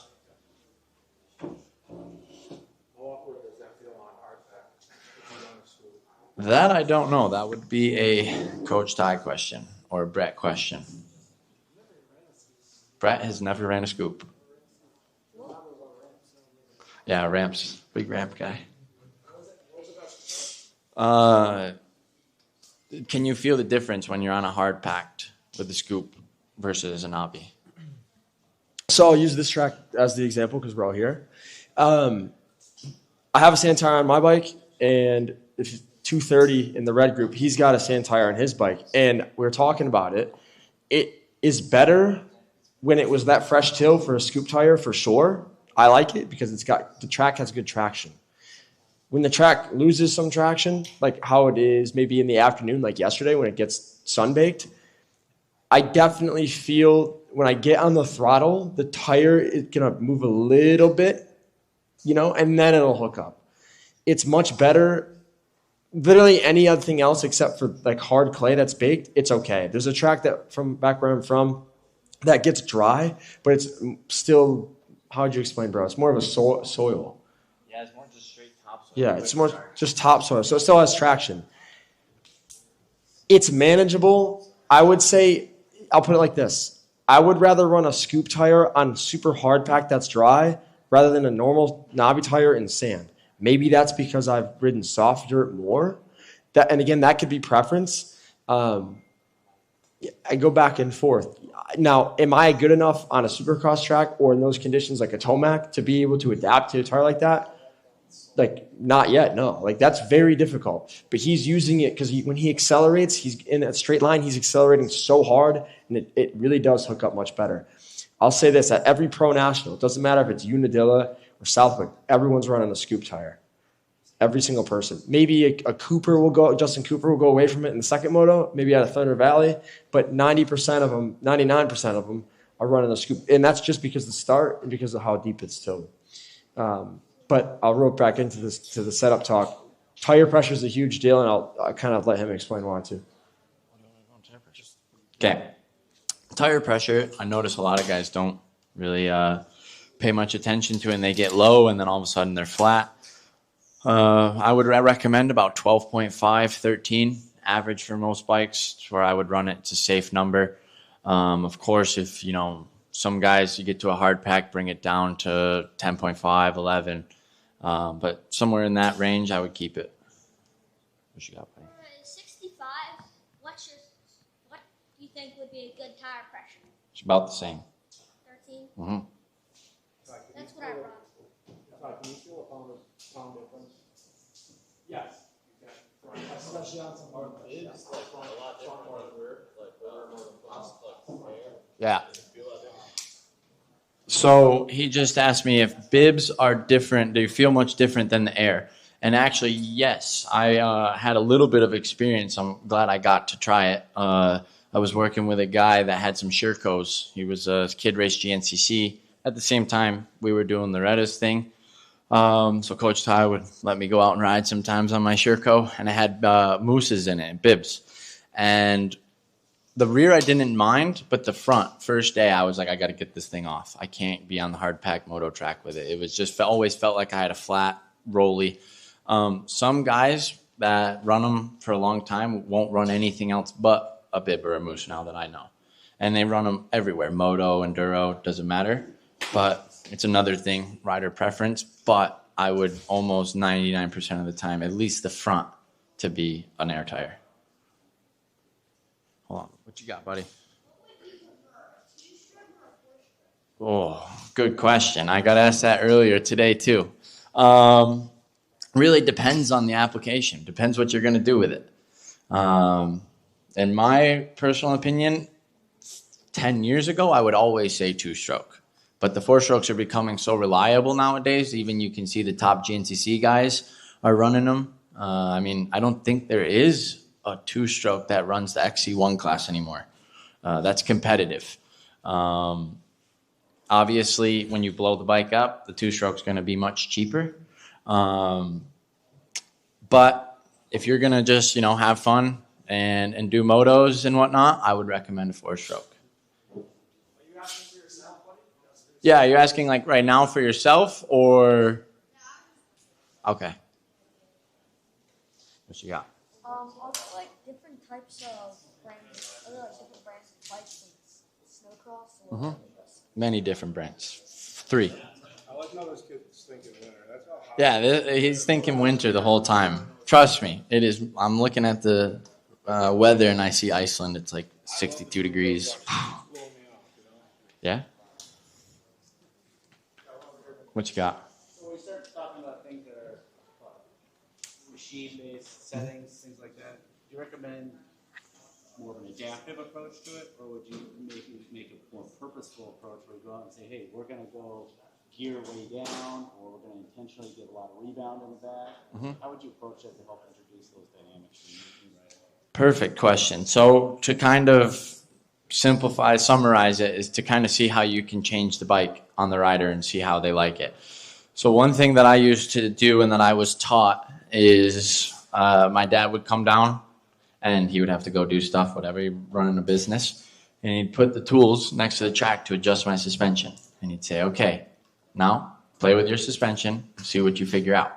I would go out, do a couple laps, come back in, high speed in a couple clicks. Go back out, do a couple laps, high speed. Oh, I didn't like that too much. Go back. And I go the other way with it. So realistically, I would describe that as a test day. What I do is get a notebook out. Okay, we're going to do But I always try to do the tests. Like say you're going to run a 52 and a 51 or the suspension. I always try to test the things that I'm trying to compare at the same day within a short amount of time, because then you know it's consistent. Everything is consistent around. The track's the same. The rider feels the same. But the way that you described it is very good. Just go out there. I would bring, if you're going to want to test rear sprockets for the day, and I would bring both of them, put one on the bike, and then after you do whatever you're going to do for testing. Yes. 100%. I mean, I would definitely, there's so much out there on the internet right now to look up, and some of it, when I watch it, I'm like, oh man, that's really awesome that somebody put that out there so people can see. And there's other stuff where I'm like, man, like they shouldn't. I'm really bummed that people are going to learn that, because some people are going to take that and run with it, and it's not the way they should go with it. But yeah, I would just, of course, ask the experts their opinions on stuff, but I believe the real way to find it is, finding it on your own. What you got, buddy? How often should you replace a chain? That's a good one. I would say, it's kind of hard to put an hour amount on it, because every chain, rider, speed, bike, torque, XYZ. But once you see it, when it starts to get, when you can really bring it back and forth and there's a lot of stretch in it, and also too, when you really have to get way out on your adjuster blocks, it's time. What you got, buddy? What do you think is the best brand of chain? Best brand of chain. To be honest, I would say I would go with a Rental, a DID, mainly DID, I would say. I would go with a DID every time. Expensive, but they last. Yeah, I think we have some Rental gold chains, and those are supposed to be really good. Yeah, the Rental Gold's a good chain. I'd run it. What's the difference between an O-ring and an X-ring? An O-ring chain. O-ring chains have, so in between the links, like on the outer and the inner link, there is an O-ring there. A rubber on each and every single pin that goes around the chain. And I believe they've recorded that it takes away 3 or 4 horsepower on the start. To be honest, I don't think many people will ever notice a difference between 3 or 4 horsepower on a start. And then the X-ring is just straight, normal, what you see on the average bike. Honestly, for, how do I say it? Funding purposes, if you're just, riding, having fun, having a good time, and you're not trying to really qualify for anything, I would run an O-ring chain. They last longer, get more life out of them. Anybody? What about wait, you said not racing. So what if I'm doing like a 2-hour race? Should I have an O-ring chain for the last? I have seen more guys run the O-ring chain in the enduro and wood side than I do on the moto side. Yep.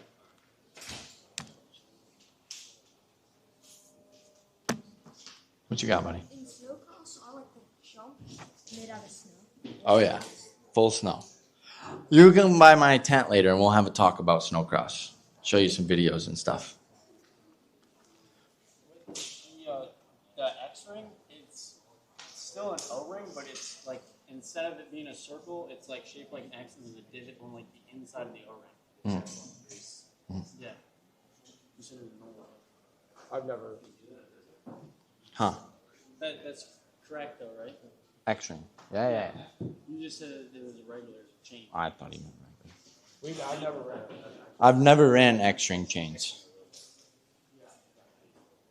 If I was going to do it, I'd just go full O-ring or none.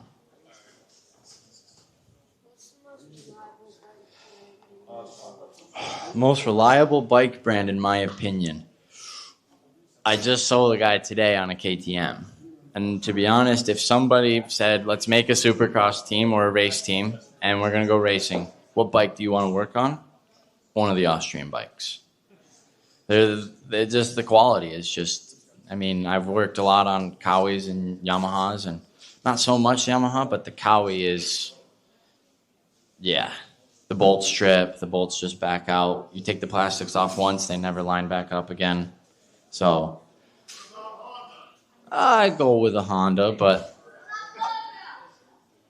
Cobra, yeah, those aren't very reliable though, buddy. Those Cobra, he said most reliable bike. The Cobras,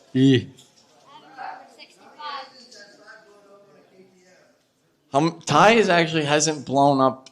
Come on, we got South next week. Yeah, Ty hasn't blown up many engines on the KTM, but on the Kawasaki, I think I pulled out like 7 engines in one summer. Some of them were swapping them at the races.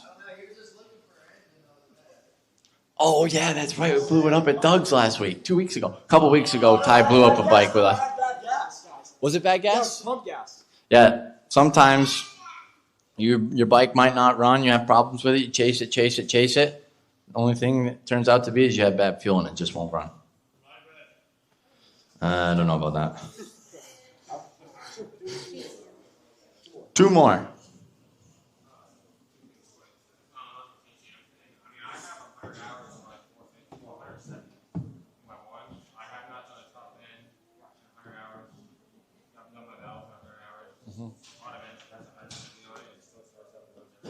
I was telling the same kind of story that I know a guy that had like 180 hours on his bottom end, and there was like 70 hours on the top, and he's like, I guess I'll do a top end now.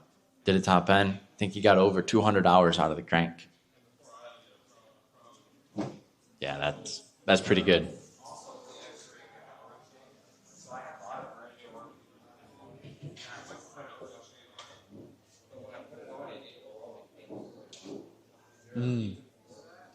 So there is some chains that won't fit certain bikes. That you have to like, there is, where was it hitting? Up in the case area? Yeah. Huh. On the side it would rub. Yeah, then the chain's too wide for it.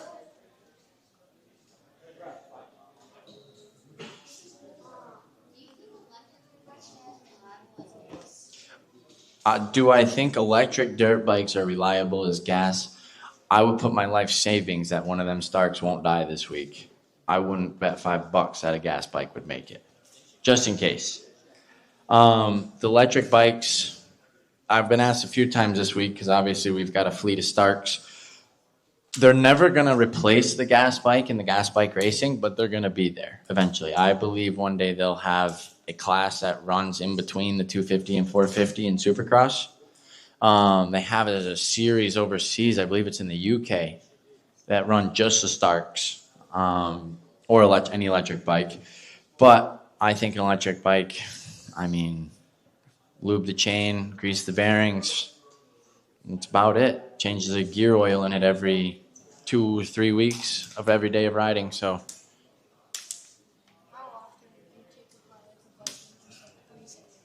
How often do I take apart and grease everything? If I got a brand new bike coming in, I would take the bike all the way down to the frame right away because none of the manufacturers send grease on the bikes. It's honestly sometimes embarrassing when you pull apart. You just spent $12,000 on a dirt bike and you pull apart the headset bearing and there's 1 dab of grease on the stem. So I would always take the bike apart completely right when you get it. And then honestly, we're about 30 hours when you do your suspension and your suspension's off at the suspension guy. That's when I would, take the swing arm out, linkage out, grease the bearings, headset, make everything good.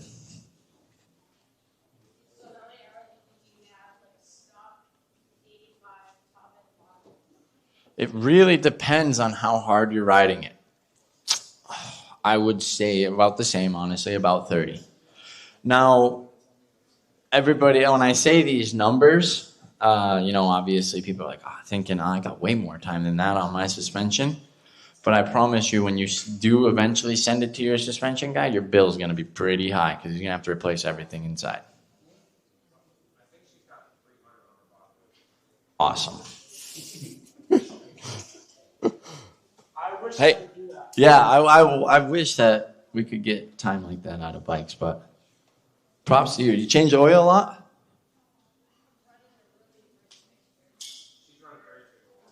No. How often do you change the gear oil?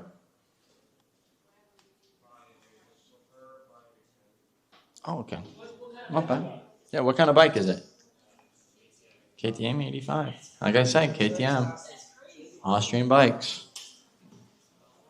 What you got, buddy? What are the 3 types of snowmobiles? Arctic Cat, Ski-Doo, and Polaris. These guys love. I think I got a couple snowcross racers in the future here. Sorry, Moto guys. I would. There's more money. Anybody else? Come on, there's got.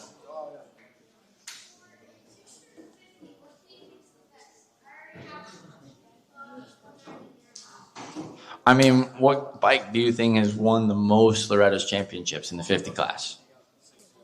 Cobra. So I would say Cobra. If I had a kid right now getting ready to race, I'd put him on a Cobra. It's not reliable, but it's fast. it rips. Look at that guy. Brad just got the parents out of control. Hey, everyone, pipe down. Pipe it down. Brad's kid's gonna race Loretta's immediately right out the womb when he has a kid. I will say this on the 50s, and then we'll switch topics. Everyone's fired up. I put a kid that I worked with. His name was Bo. First day ever on a bike. He was on a TTR 50 for about 2 weeks. He outgrew it. He then was on a KTM E5. He's been on that bike for 2 years. He then outgrew it and was on Mode 6 forever. And then guess what he's on now? What did you say? A dang Cobra. Because he was ready for it. I honestly don't think if you put, I don't know who the fastest kid on a 50 right now is, but if you put the fastest kid on a 50 on a KTM and a Cobra, he ain't going to go much slower. Promise you that. Right?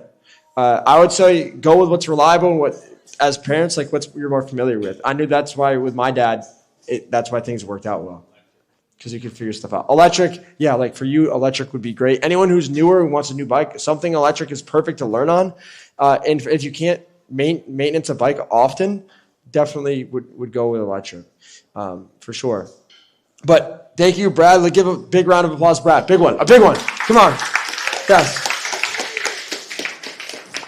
If you guys need anything else mechanical related, please find him. He's very knowledgeable.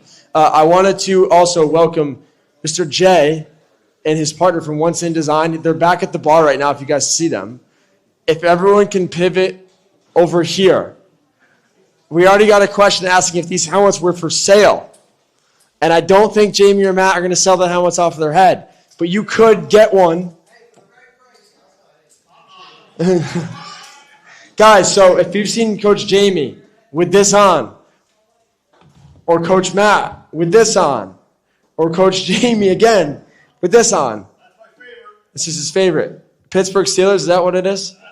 Oh, man. Man. That's horrible.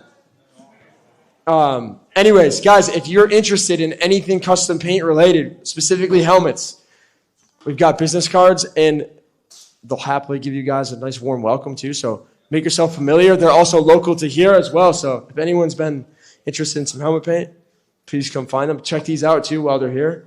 Say what's up. So I wanted to just make sure that you guys knew about that. What's the time now?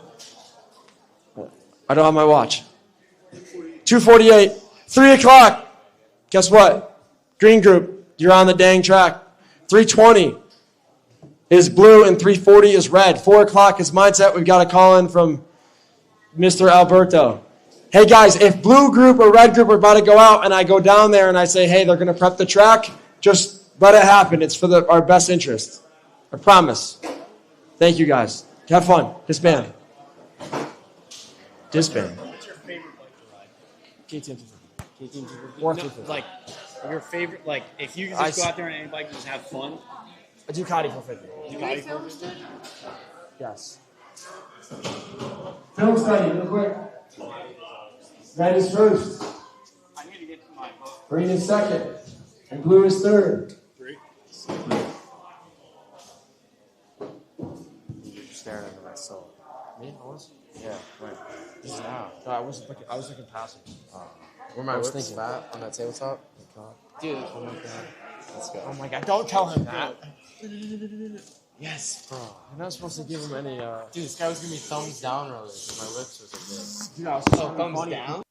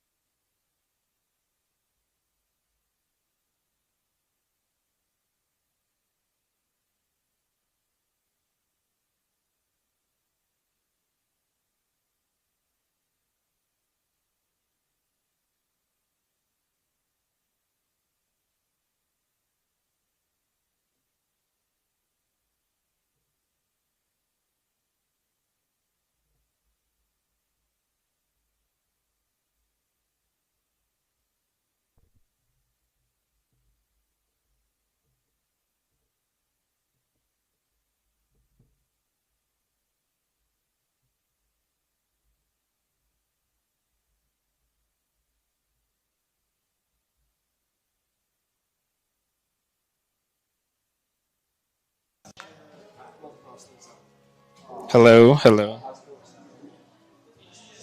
End the day. Then you guys are doing film study, right? I can do the first one so you get out of here. I mean, it doesn't really matter, but I just was saying, I wanted to go back for that. I didn't know if we were doing that for Thursday. Film study, yeah. Alright, I want to change them. Okay, sweet. Yeah. You going Southside? Who's gonna do it now? Me. Me, me, and You want to do now? yeah. All right, I'll do 320. All right, guys. I'm closing us out. Today's day 4. It's Thursday. It's really hot out, but we're inside the pavilion here at Pagoda. It's a great day. Hopefully you guys enjoyed it. Very thankful for Brett and Alessandro and everybody here.